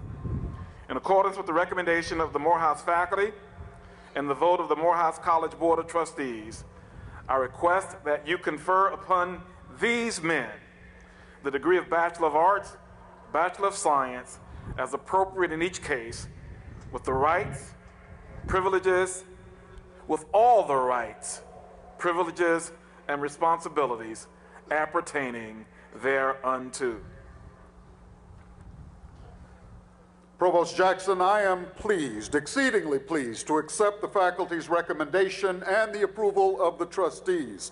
And I am honored to confer upon these men the degree Bachelor of Arts and Bachelor of Science as appropriate in each case, with all of the rights, privileges, and responsibilities appertaining thereunto. We will now confer degrees by academic division. Division deans will now come forward and present candidates for graduation according to their respective divisions. Dr. Terry Mills.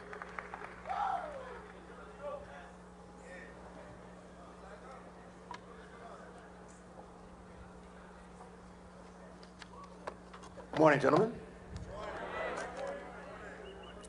President Franklin, it gives me great honor to present the candidates for the Bachelor of Arts degree from the Division of the Humanities and the Social Sciences.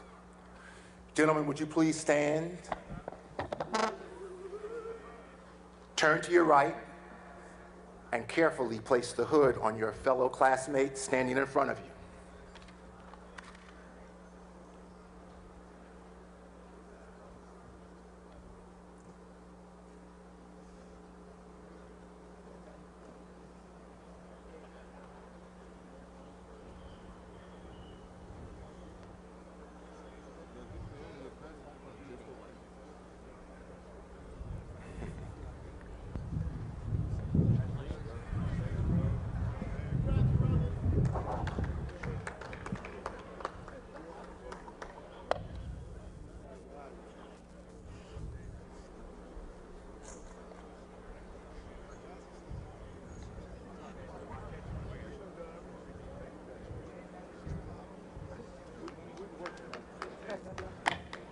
Gentlemen, please come forward as your name is called.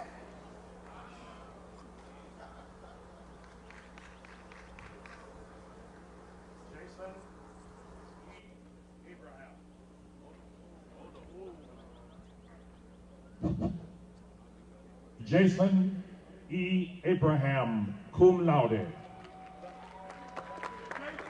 Terrell A. Adams, cum laude. Anthony J. Ajaro. Adebola O. Akinsanya, magna cum laude, Phi Beta Kappa. Brian L. Austin, cum laude. Daoud R. Amin, cum laude. Andrew A. Anderson, cum laude. Timothy A. Balaam, Jan Michael Bailey, DeAndre J. Ball, cum laude, Brett C. Barbosa, Maurice J. Barnes, Tyler R. Bell, cum laude, Mikael K. Johnson, cum laude, Patrick A. Boateng, magna cum laude, Phi Beta Kappa. Christopher B. Bolton, Kevin M. Bunn, magna cum laude, Phi Beta Kappa. Bryant C. Bourgeois, Kyle B. Bridgeforth, Stefan Z. Bristol, Thomas L. Brooks, Kendall D. Brown, Anthony E. Brown, Justin L. Bryant, cum laude, Trevor I. Burton, summa cum laude, Phi Beta Kappa. Dallas T. Bush, Terrence L. Campbell, cum laude, John E. Campbell III, cum laude, Devin L. Campbell, Fred D. Carney III, Lincoln R. Carr, Carrington R. Carter, cum laude, Brandon E. Carter, cum laude, Dreyfus A. Clemens, Stefan R. Cobbs, Carlton R. Collins, Jonathan E. Collins, cum laude, Caleb J. Cooper, Earl A. Cooper, Turner J. Cooper, Michael G. Cox, summa cum laude, Phi Beta Kappa, Brandon J. Cunningham, Lionel J. Daniels, summa cum laude, Malcolm A. Davis, Marion L. Dees II, cum laude, Blessing K. Dennis, Everett L. Dixon, Tariq Donaldson, cum laude,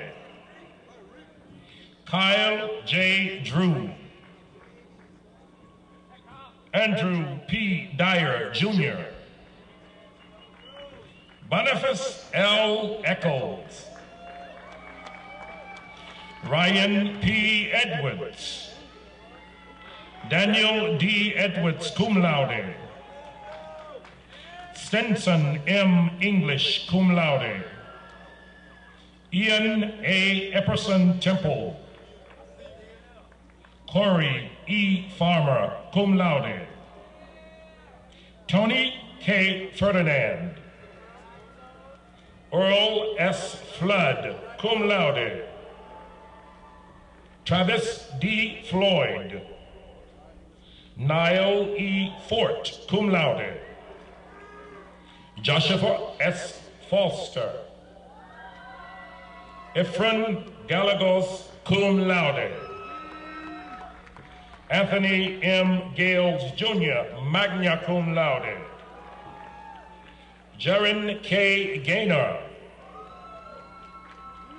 Justin M. Goldsboro, magna cum laude, Terrence J. Grant, Derwin P. Gray II, magna cum laude, Christian D. Green, Robert C. Green, Mark A. Green, Kristen M. Green Hayes, Benjamin C. Green, cum laude, Aaron D. Gregory, cum laude, Gerard M. Grigsby, cum laude, Emmaus E. Harney, Quentin Harrell, Glenn Harris Jr.,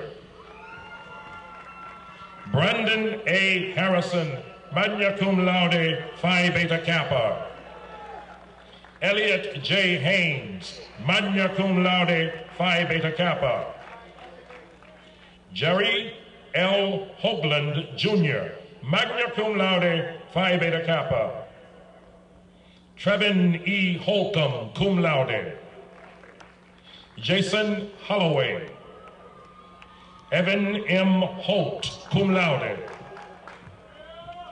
Jamel A. Hooks, Kip A. Hopewell Sutton, Marcus P. Hopkins Turner, cum laude, Byron H. Horn, cum laude, Brandon C. Howard, cum laude, David B. Howard, Patrick A. Jackson, Christopher A. Jackson, Derek I. Jackson, cum laude, Travis R. James, Chancellor R. Jenkins, Isaiah M. Jenkins, Matthew V. Johnson, cum laude, Alante L. Johnson, cum laude, Josiah D. Johnson, Ramek J. Johnson, cum laude, Carl F. Johnson, Timothy R. Jones, Stephen H. Jones, Alan Michael Jones, cum laude, Malcolm T. Jordan, cum laude, Davin G. Keller, cum laude, Jeremy H. Kennebrew, cum laude, Ambrose B. King, Marcus A. Curlew, Joseph E. Left, cum laude, John Michael Lloyd, Cameron A. Madison, cum laude, Phi Beta Kappa, Raquan T. Major, Kevin C. Mallory, cum laude, Darius L. Malone, cum laude, Brandon A. May, Johnny McClendon II, Taiwan McFadden, David M. McGruber, Andrew M. McNeil, Edward D. McRae II, Dolphus R. Merritt, Bonginkosi Malanga, cum laude,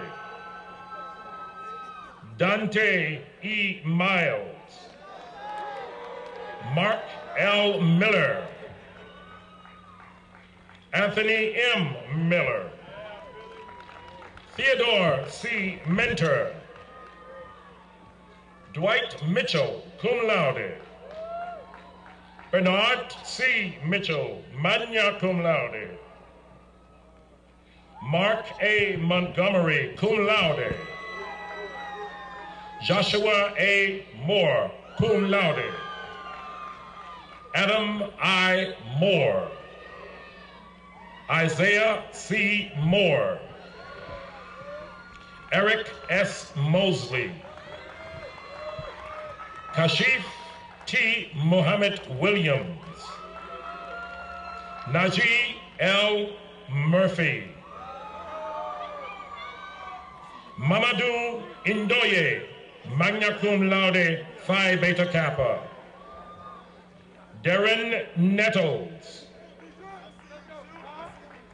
Chukwudi Inwadibia, cum laude, Christopher D. Osborne, cum laude, Jacques Pop, cum laude, Ramel S. Peebles, cum laude, Todd L. Perry II, Ezekiel A. Phillips, Jason M. Powell, Christopher Preston, magna cum laude, Phi Beta Kappa, Lambert M. Raman, cum laude, Rowan S. Ramsey, Freddie L. Rankin, Blake W. Rasco, magna cum laude, Phi Beta Kappa, Lamar C. Remeke, Brandon T. Riddle, cum laude, Carl N. Ringold, magna cum laude, Phi Beta Kappa, Travis D. John Robinson, cum laude, Demetrius R. Robinson, Joshua J. Rogers, Glenwood Ross, cum laude, Marcus M. Sabbs, cum laude, Jadarian L. Sanders, Lorenzo A. Sanford III, Michael D. Scott II, cum laude, Justin L. Shaw, cum laude, Gary A. Smith II, Jimmy C. Smith, Christopher R. Spivey, cum laude, Christopher D. Stanley, cum laude, Lawrence Starks,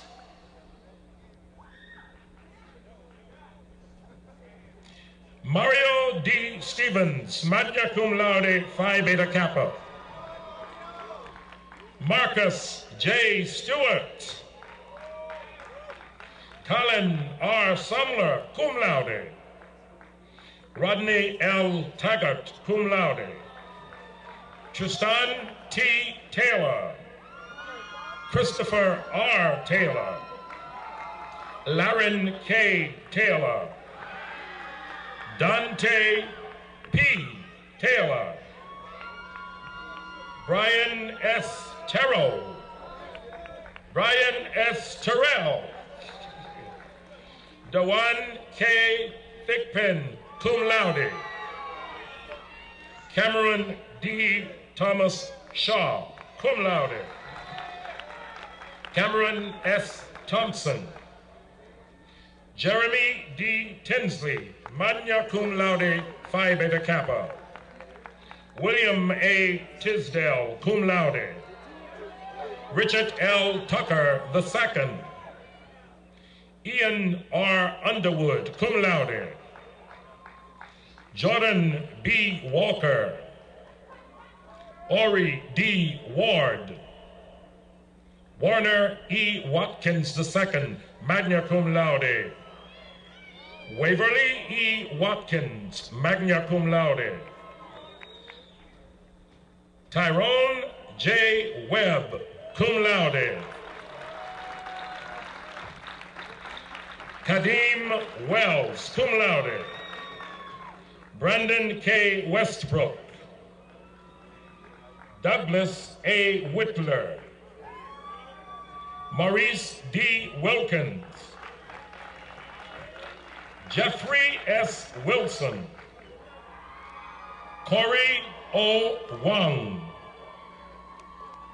Melvin Worthington III, cum laude. Tyron K. Young. Carl H. Young. Frederick J. Zack Jr. Elijah R. Zayu, summa cum laude.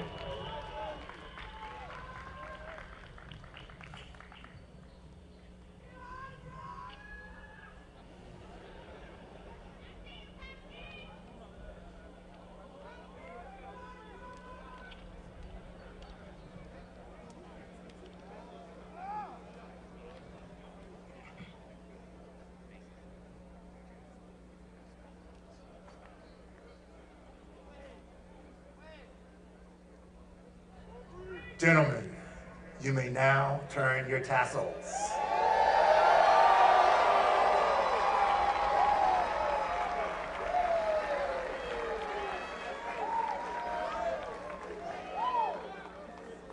Please be seated.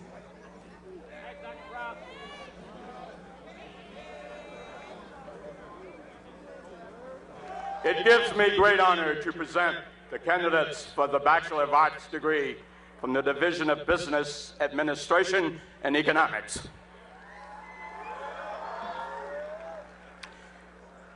Gentlemen, please stand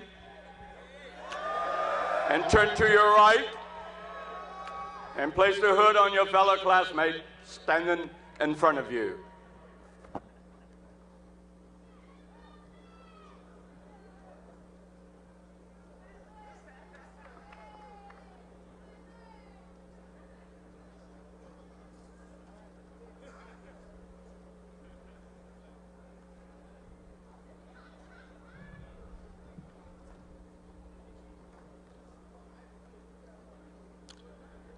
Please come forward as your name is called.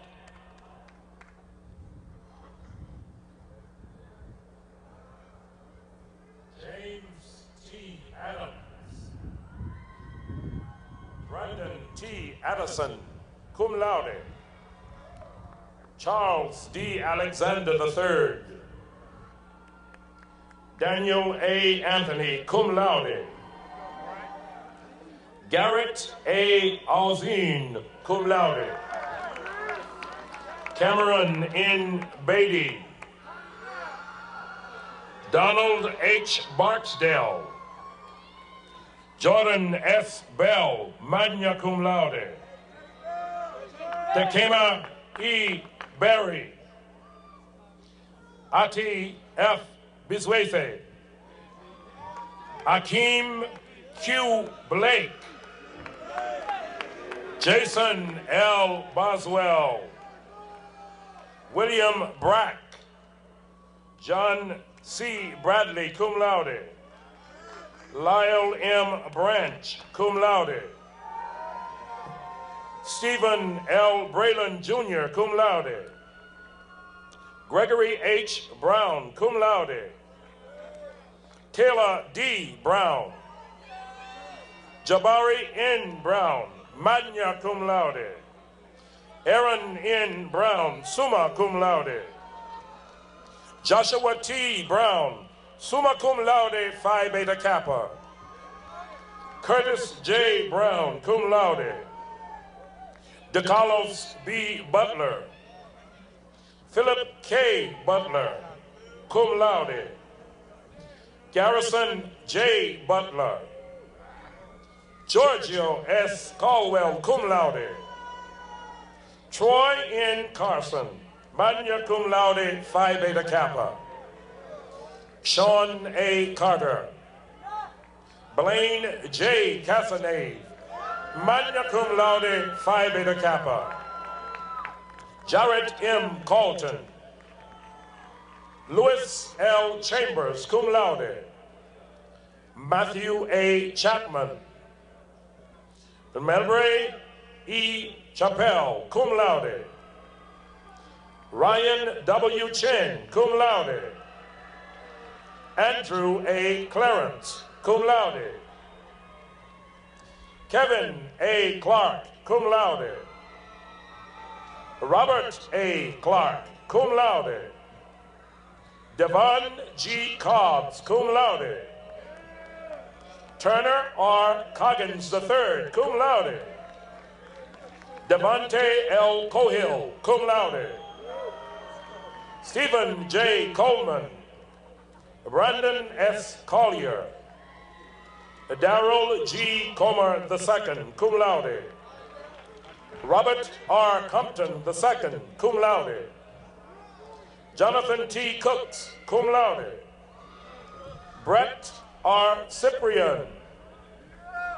Nicholas J. Dean. Deontay P. Del Camry, cum laude. Armand J. Dixon. Junior S. Drummond, cum laude. Nicholas K. Dukes, magna cum laude. Mario M. Ekong, cum laude. Kai A. Edward, cum laude. Albert Edwards IV, magna cum laude. Edward C. Ellis, cum laude. Asraf A. Felix. Nicholas A. Fisher, cum laude. Alexander M. Flowers, magna cum laude. Brendan K. Flood. Kevin M. Flood, Jr. Michael W. Freeland, cum laude. Dominic K. Fuller. Richard L. Fulton, Jr., magna cum laude, Phi Beta Kappa. Jesse L. Gandy, cum laude. Jordan A. Gibbs. Olajuwon O. Gooch. Brian A. Graham. Justin L. Hatnott. Jasper Hagan. Tony L. Hall, cum laude. Jamiel D. Harrison. Michael A. Henry, magna cum laude. Durrani J. Henry, cum laude. Aaron D. Hayward, cum laude. Thaddeus K. Hill, magna cum laude. David Hill. Joaquin Hope, cum laude. Tahis Huddleston, cum laude. Craig E. Jackson. Gregory J. Jackson. Abubakar S. Jar Karoma, cum laude. Kenneth W. Jeffers, cum laude. Sanford D. Jenkins, magna cum laude. Clyde J. Giles, cum laude. Glenn J. Johnson, cum laude. Efren Johnson. Sterling A. Johnson. John T. Jones II, cum laude. Timothy C. Jones, magna cum laude. Warren J. Jones. Dominic R. Jones, cum laude. Joseph D. Jones. Jordan V. Jones, cum laude. John C. Jordan, cum laude. Julian A. Kelman, cum laude. Jarrett M. King, cum laude. Cameron M. Kirkland. Robert W. Laverne, Jr., cum laude. Mortimer A. Lawrence. Vincent J. Lee. Corey A. Lopez. Walter J. Lowe V. Justin A. Major, magna cum laude, Phi Beta Kappa. Brandon P. Malone, cum laude. Torrey G. Martin. Henry L. Mason. Carlton H. McFall, cum laude. Ronald E. McFarland. Jason W. McKeeson, cum laude. Jason A. McKissick, cum laude. Jermaine J. McMahon, summa cum laude. Andre M. McNeil. Aaron G. Meads. Jason A. Mills. James M. Mobley. Joseph W. Mondesir, cum laude. Jonathan B. Moore. Fanaris E. Moore. Scott D. Morris, magna cum laude, Phi Beta Kappa. Brandon A. Mosley. James A. Moss, magna cum laude. Vincent M. Muhammad.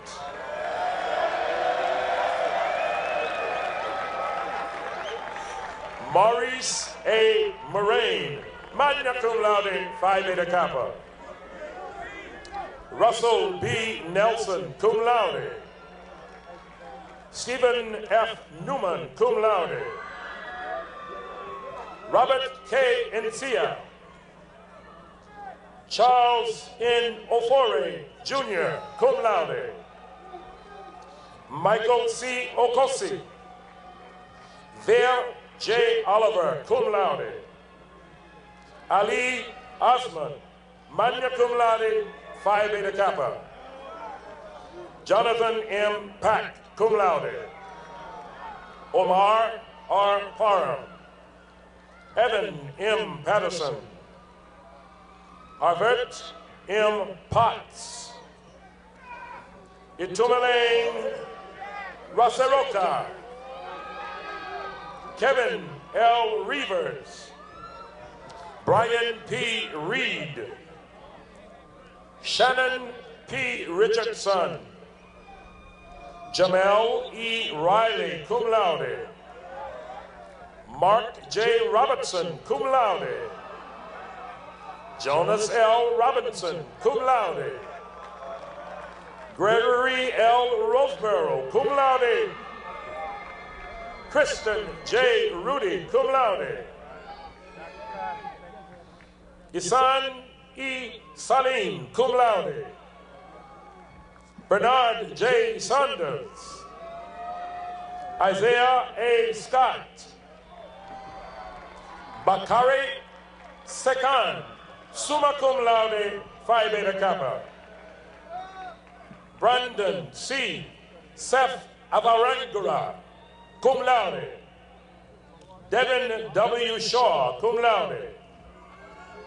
David S. Singleton, cum laude. James B. Small. Chaz A. Smedley, cum laude. Antoine L. Smith. Marco S. Somerville II, cum laude. Braxton C. Street, cum laude. Jeremiah C. Swain. Samba E. Tague. Keith S. Tanner. Sammy Torres, cum laude. Jonathan D. Tees, cum laude.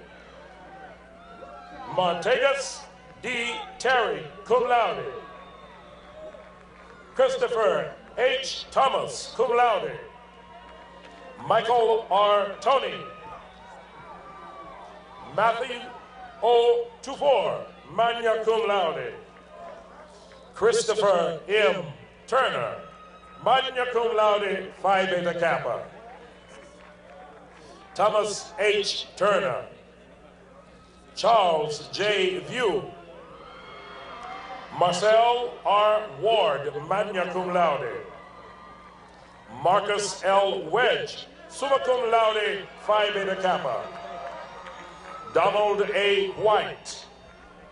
Isaiah G. Wilcox, cum laude. Royce L. Williams, cum laude. Nigel M. Williams. Christopher B. Williams. Stefan M. Williams. Noah E. Wills IV, cum laude. Joseph L. Wilson, cum laude. Charles P. Winslow. Matthew S. Willocow. Cameron J. Yarber, summa cum laude, Phi Beta Kappa. Olumide Yerokun. Travin A. Young.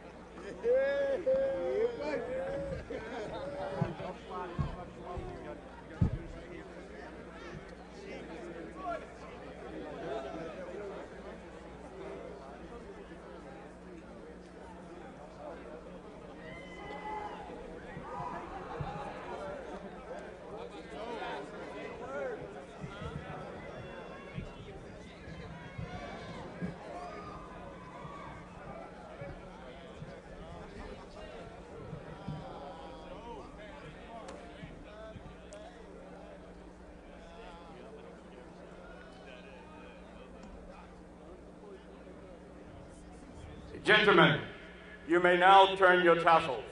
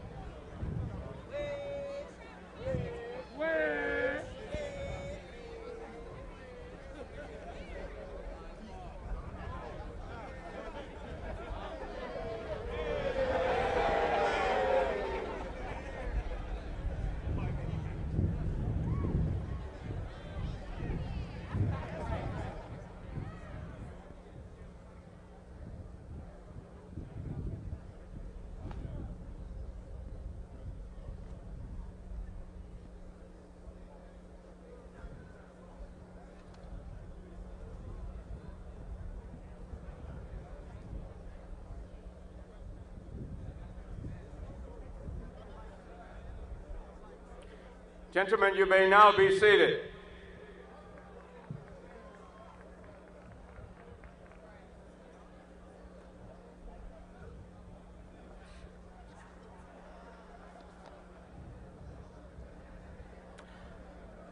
One of our students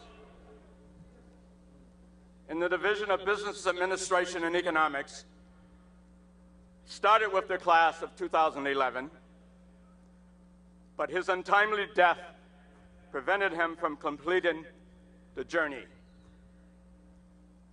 We pause today to honor the memory of Paul Brandon Martin, who was a business administration major from Farmington Hills, Michigan. A cheer for Paul, draped in a maroon cloth, sits alongside those of other members of his class to likewise recognize his membership in this class. Paul was the son of Mr. George L. Richards, Jr. and Dr. Diane Jackson Richards. In attendance today, representing the family are Paul's brother, George L. Richards III, and his cousin, George L. Wilson. Joyce L. Wilson, please pardon me. Please stand and be recognized.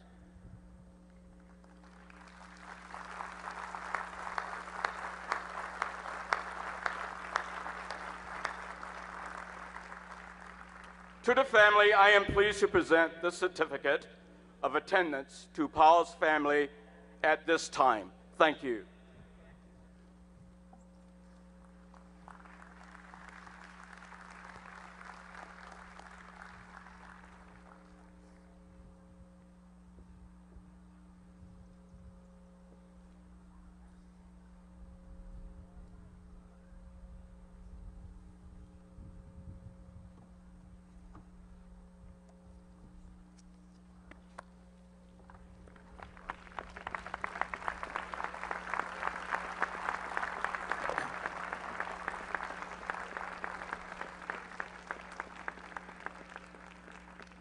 President Franklin, it gives me great honor to present the candidates for the Bachelor of Arts degree and Bachelor of Science degree from the Division of Science and Mathematics.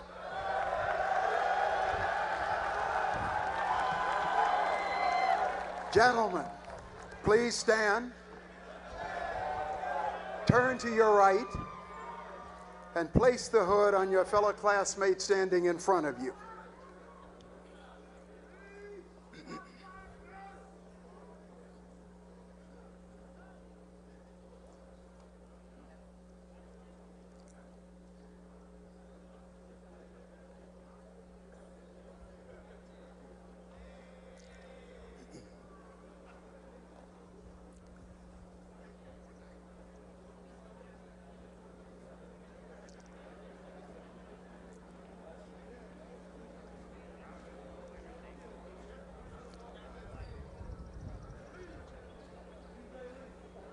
Please come forward when your name is called.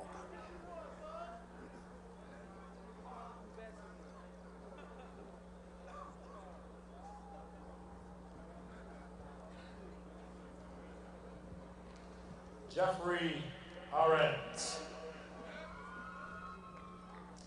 Blair E. Alexander, magna cum laude, Phi Beta Kappa. Philip W. Allen. James W. Allen III, cum laude. Khalid H. Alston, cum laude. Idoro Enyi Amanam, cum laude. Kevin L. Anderson, Jr., magna cum laude, Phi Beta Kappa. Jason Augustine. Corey R. Bailey, cum laude. Lincoln E. Barnett. Trevor L. Best. Lamario J. Bland, summa cum laude, Phi Beta Kappa. Brandon J. Bray. Jamel A. Brown, cum laude. Nicholas T. Brown. Robert K. Brown, cum laude. Connor B. Carter. Allende L. Cartman, magna cum laude, Phi Beta Kappa. DeAndre J. Cherry, cum laude. William E. Coleman, cum laude. Brian T. Collins. Eric L. Crawford, cum laude.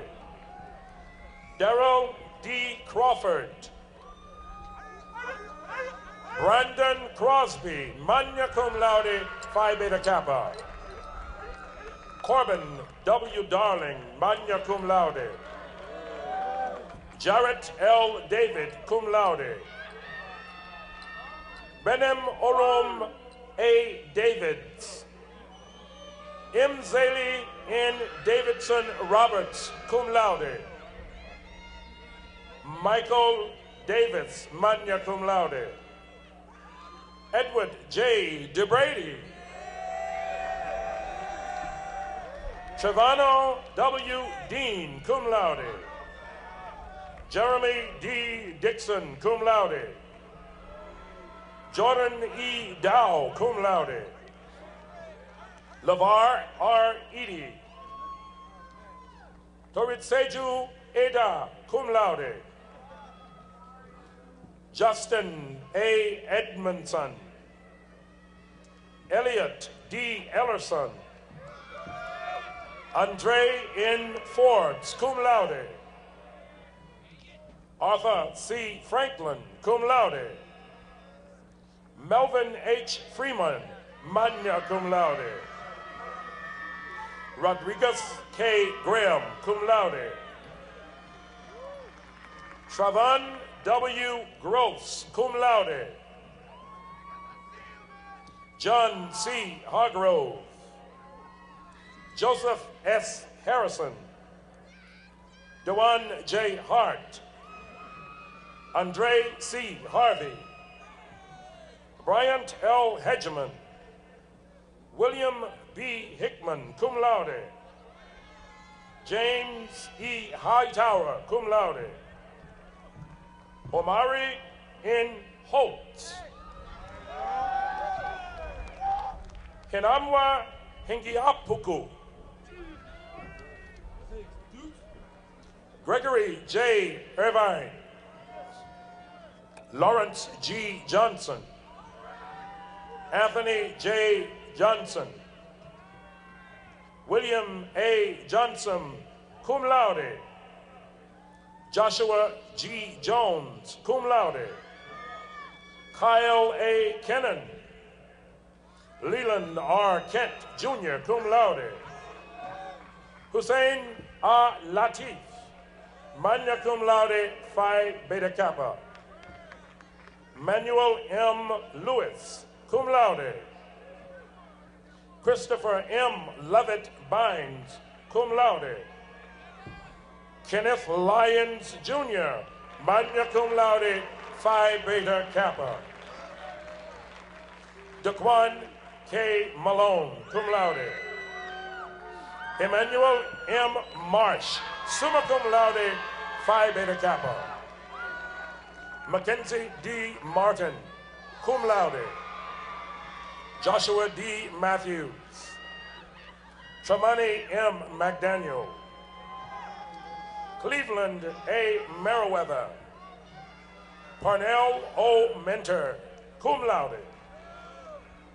Malcolm P. Mitchell. Colin D. Mobley. Marquette D. Moore, Jr., magna cum laude, Phi Beta Kappa. Jeremy A. Moore, cum laude. Brandon C. Murray, cum laude. Demetrius C. Myers. Kamar S. Newell. Ernest Inwanagu. Brandon W. Odom. Samuel I. Obuchi. Trevor A. Owsley, cum laude. Justin Peebles. Eric N. Perrin. Stephen L. Phillips, cum laude. Khalif D. Pierre, cum laude. Bryce M. Prescott. Marcus L. Price. Jared J. Prince. Derek C. Prelo, cum laude. Darius A. Raines. Donovan X. Ramsey. Brandon M. Ransom, cum laude. Lawrence P. Rapier, cum laude. Cleon N. Rice, cum laude. Terrence A. Richardson II. Oliver Richmond III. Sharon O. Rowland, cum laude. Michael T. Rucker. Anthony R. Saxon, cum laude. Larry Scott, cum laude.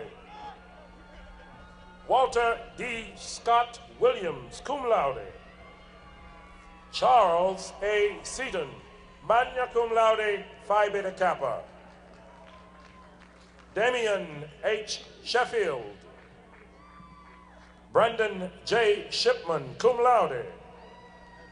Charles W. Simmons. Jerome P. Singleton, Jr., summa cum laude. Kenneth A. Skinner, magna cum laude. Matthew T. Smith, cum laude. Chauncey D. Smith, cum laude. Jason Smith, cum laude. Brandon T. Sowell. Christopher E. Spears, sum laude. Nicholas C. Speller, magna cum laude, Phi Beta Kappa. David C. Stanley, cum laude. Michael A. Street, magna cum laude. DeLawrence J. Sykes, cum laude. Dominique L. Thomas, magna cum laude, Phi Beta Kappa. Brandon P. Thomas, cum laude. Ulysses N. Toshe, summa cum laude. Marcus R. Turner. Feisayo Tuyo Lawal, magna cum laude, Phi Beta Kappa. Christopher L. Werner. Brandon A. Walker, cum laude. Justin L. Walker, cum laude. William M. Walker, cum laude. David J. Wallace. Edward T. Washington, magna cum laude, Phi Beta Kappa. Avery E. Watkins, Jr., cum laude. Colin R. Watson, cum laude. Ethan D. Williams. Joseph H. Williams. Kedrick L. Williams. Jacob E. Williamson. Terrell B. Willis. Coleman Wilson. Brandon N. Wimberly, cum laude. Derek J. Wright, Jr. Timothy D. Wright, cum laude. Derek A. Weish, cum laude. Luke A. Yancey, Jr., summa cum laude. Jamal M. Young, cum laude. Jonathan M. Young, cum laude.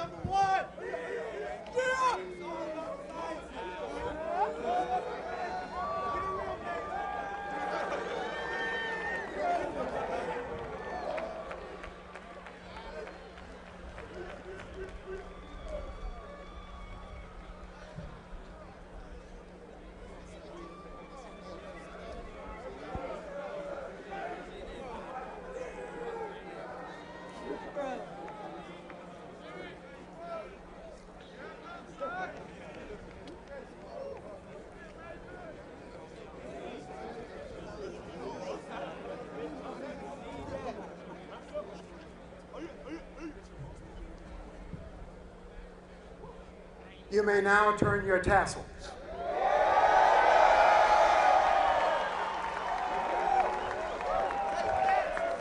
Gentlemen, please be seated.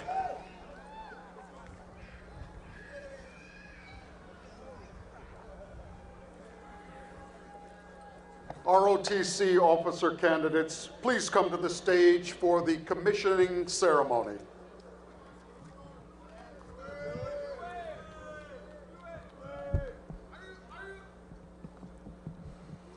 And we'll Captain Stephen H. Kirby please come to the podium?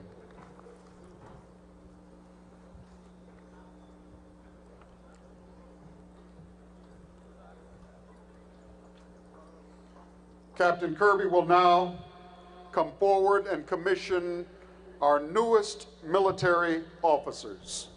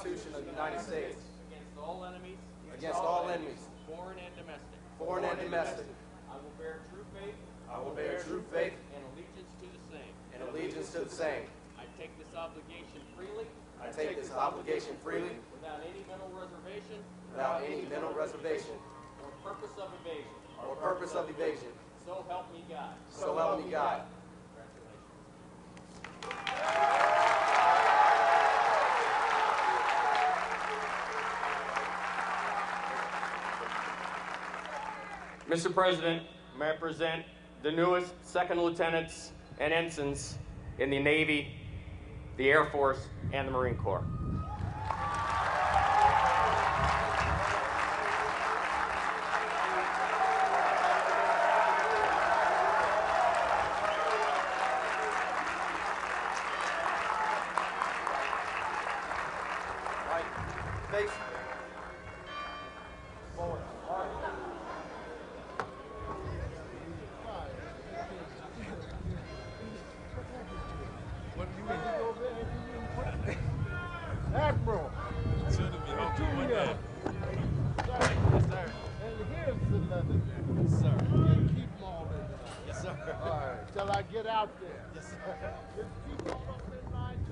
Memorandum to President Obama. You have some fresh new military leadership coming from Morehouse College to lead a new military in a new world. And now to induct our newest graduates into the ranks of the alumni, please welcome the President of the Morehouse College National Alumni Association, Mr. Kevin McGee, a member of the class of 1993 and a member of the Morehouse College Board of Trustees who will administer the charge of loyalty and support. President McGee.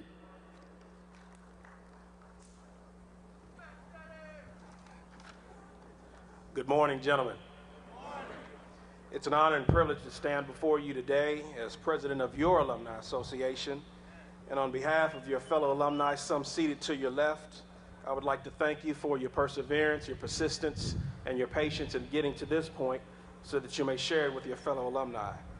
That being said, would all the members of the Morehouse College class of 2011 please stand?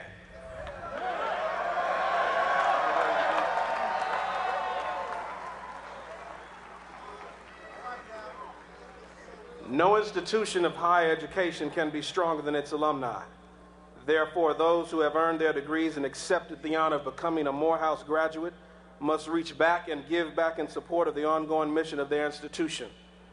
I'm confident that you will assist those in your community and the world who are striving to achieve what you have already accomplished. Therefore, by the authority vested in me as president of the National Alumni Association, I am pleased to induct you into the Morehouse College National Alumni Association with all of the rights, privileges, and responsibilities of a distinguished Morehouse man. Remember that when a Morehouse man bears the insignia of a Morehouse graduate, he is expected to do exceptionally well. In fact, we expect nothing less. As our gift to you, your first membership is complimentary. Your second is not. Therefore, we hope that you will represent us and play an active role in supporting both your alumni association and the college forever. The rites of passage that you began on Friday are now complete. Gentlemen, welcome to the Brotherhood of Morehouse Men, Good luck and Godspeed.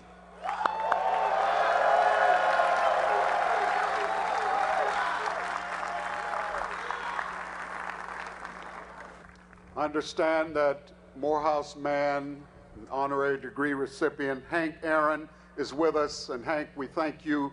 You would stand and be recognized. This is a busy weekend for Major League Baseball as the Civil Rights Weekend is acknowledged and African American heroes are celebrated, and we thank him for his presence.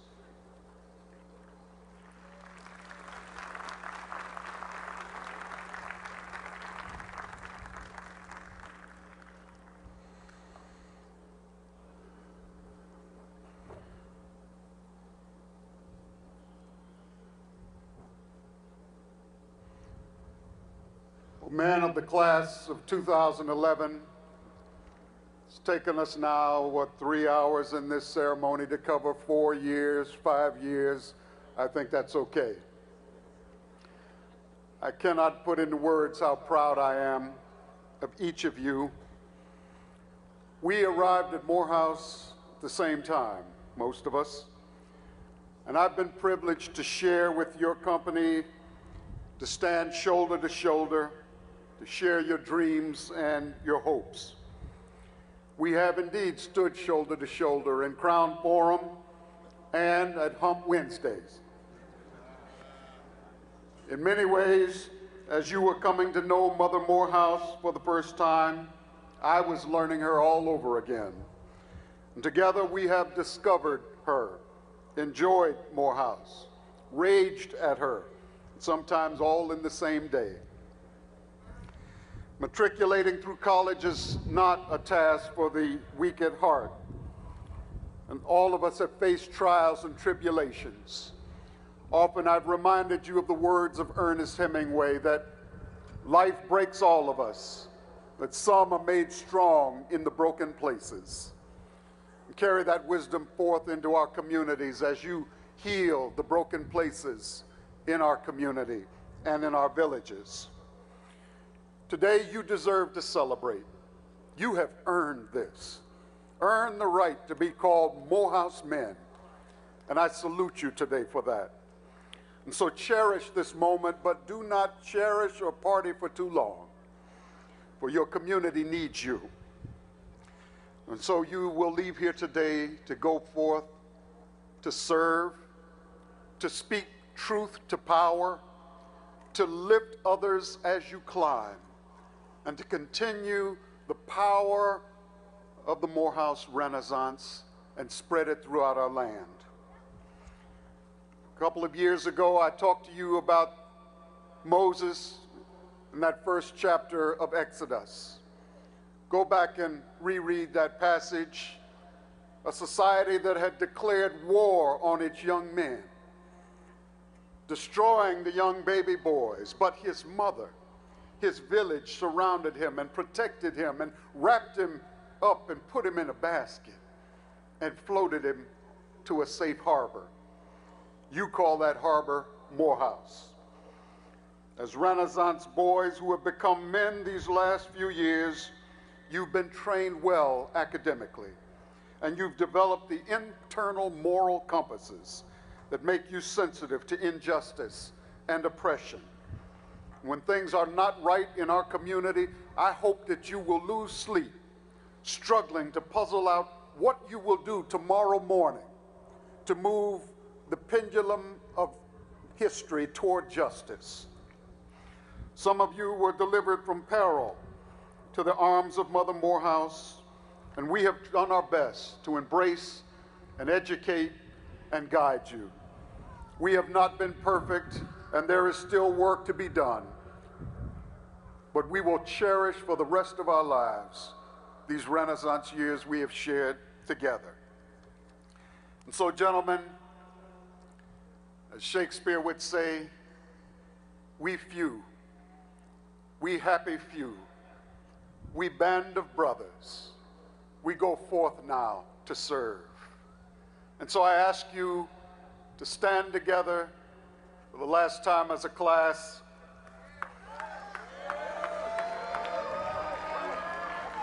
And And gentlemen, you will recall that when you arrived, we developed something of a war cry.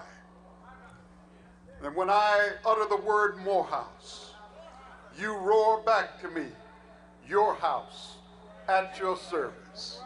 But when we do it today, when we do it at this moment, I want you to think about those brothers who are looking down upon you, those who have passed on, and every young African-American boy or man who has been lost to senseless violence, who now looks on and should have been in this class. He's looking down upon you. And then think about the boys looking up to you, the boys in this audience and scattered throughout this land. Be role models and mentors for those boys. Some look down upon you, some look up to you, and then there are a few brothers looking out toward you, some of them through prison cells today. And they are looking and hoping that you will offer hope. And so, gentlemen, as you prepare to walk down this red clay hill, in the eyes of Benjamin Elijah Mays, 150 yards from here in that monument, I say to you, Morehouse!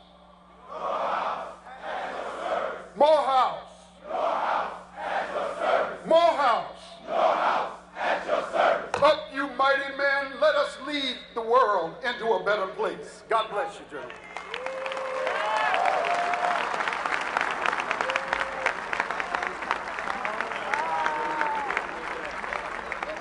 The Reverend Dr. Miller, the 127th Commencement Convocation of Morehouse College is now concluded.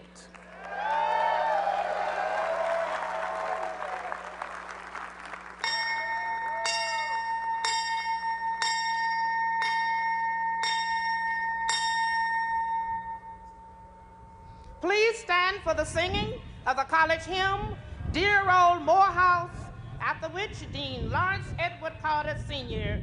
will give the benediction.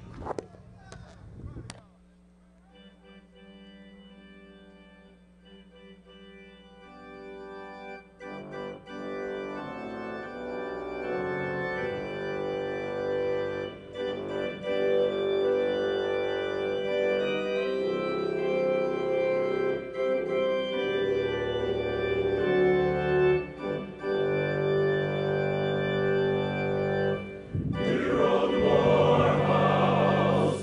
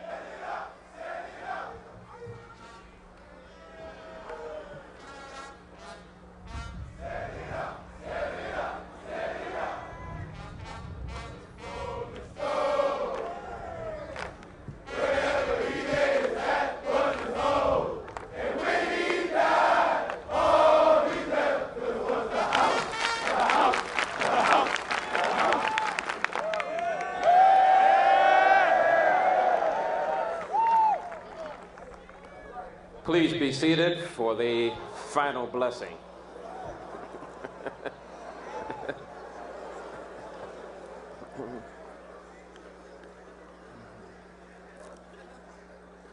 Let us pray.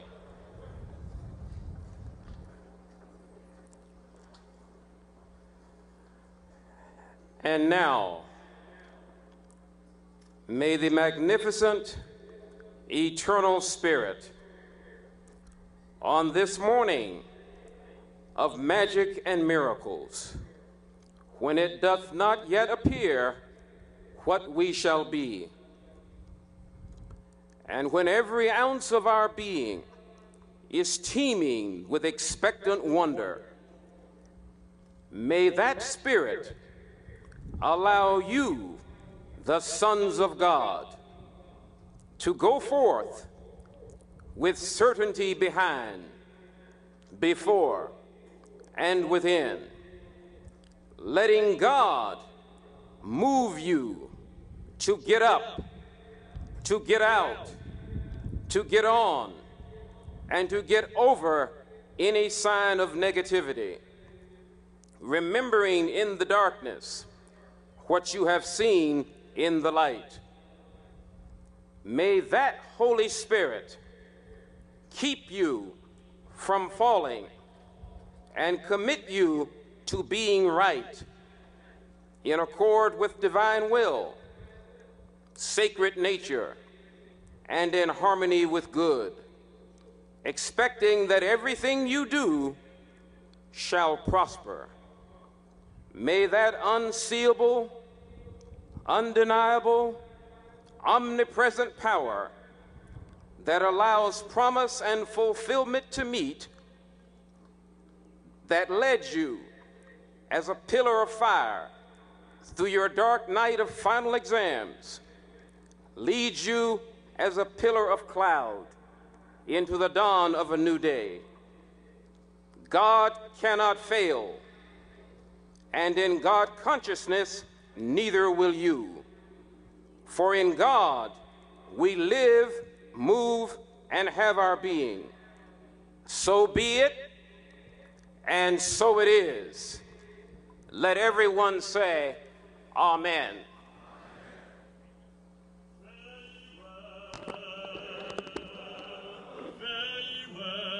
Very well, if I never ever see you anymore. Very well, very well, very well, very well. I'll meet you on the other shore. Live the life, live the life, live the life.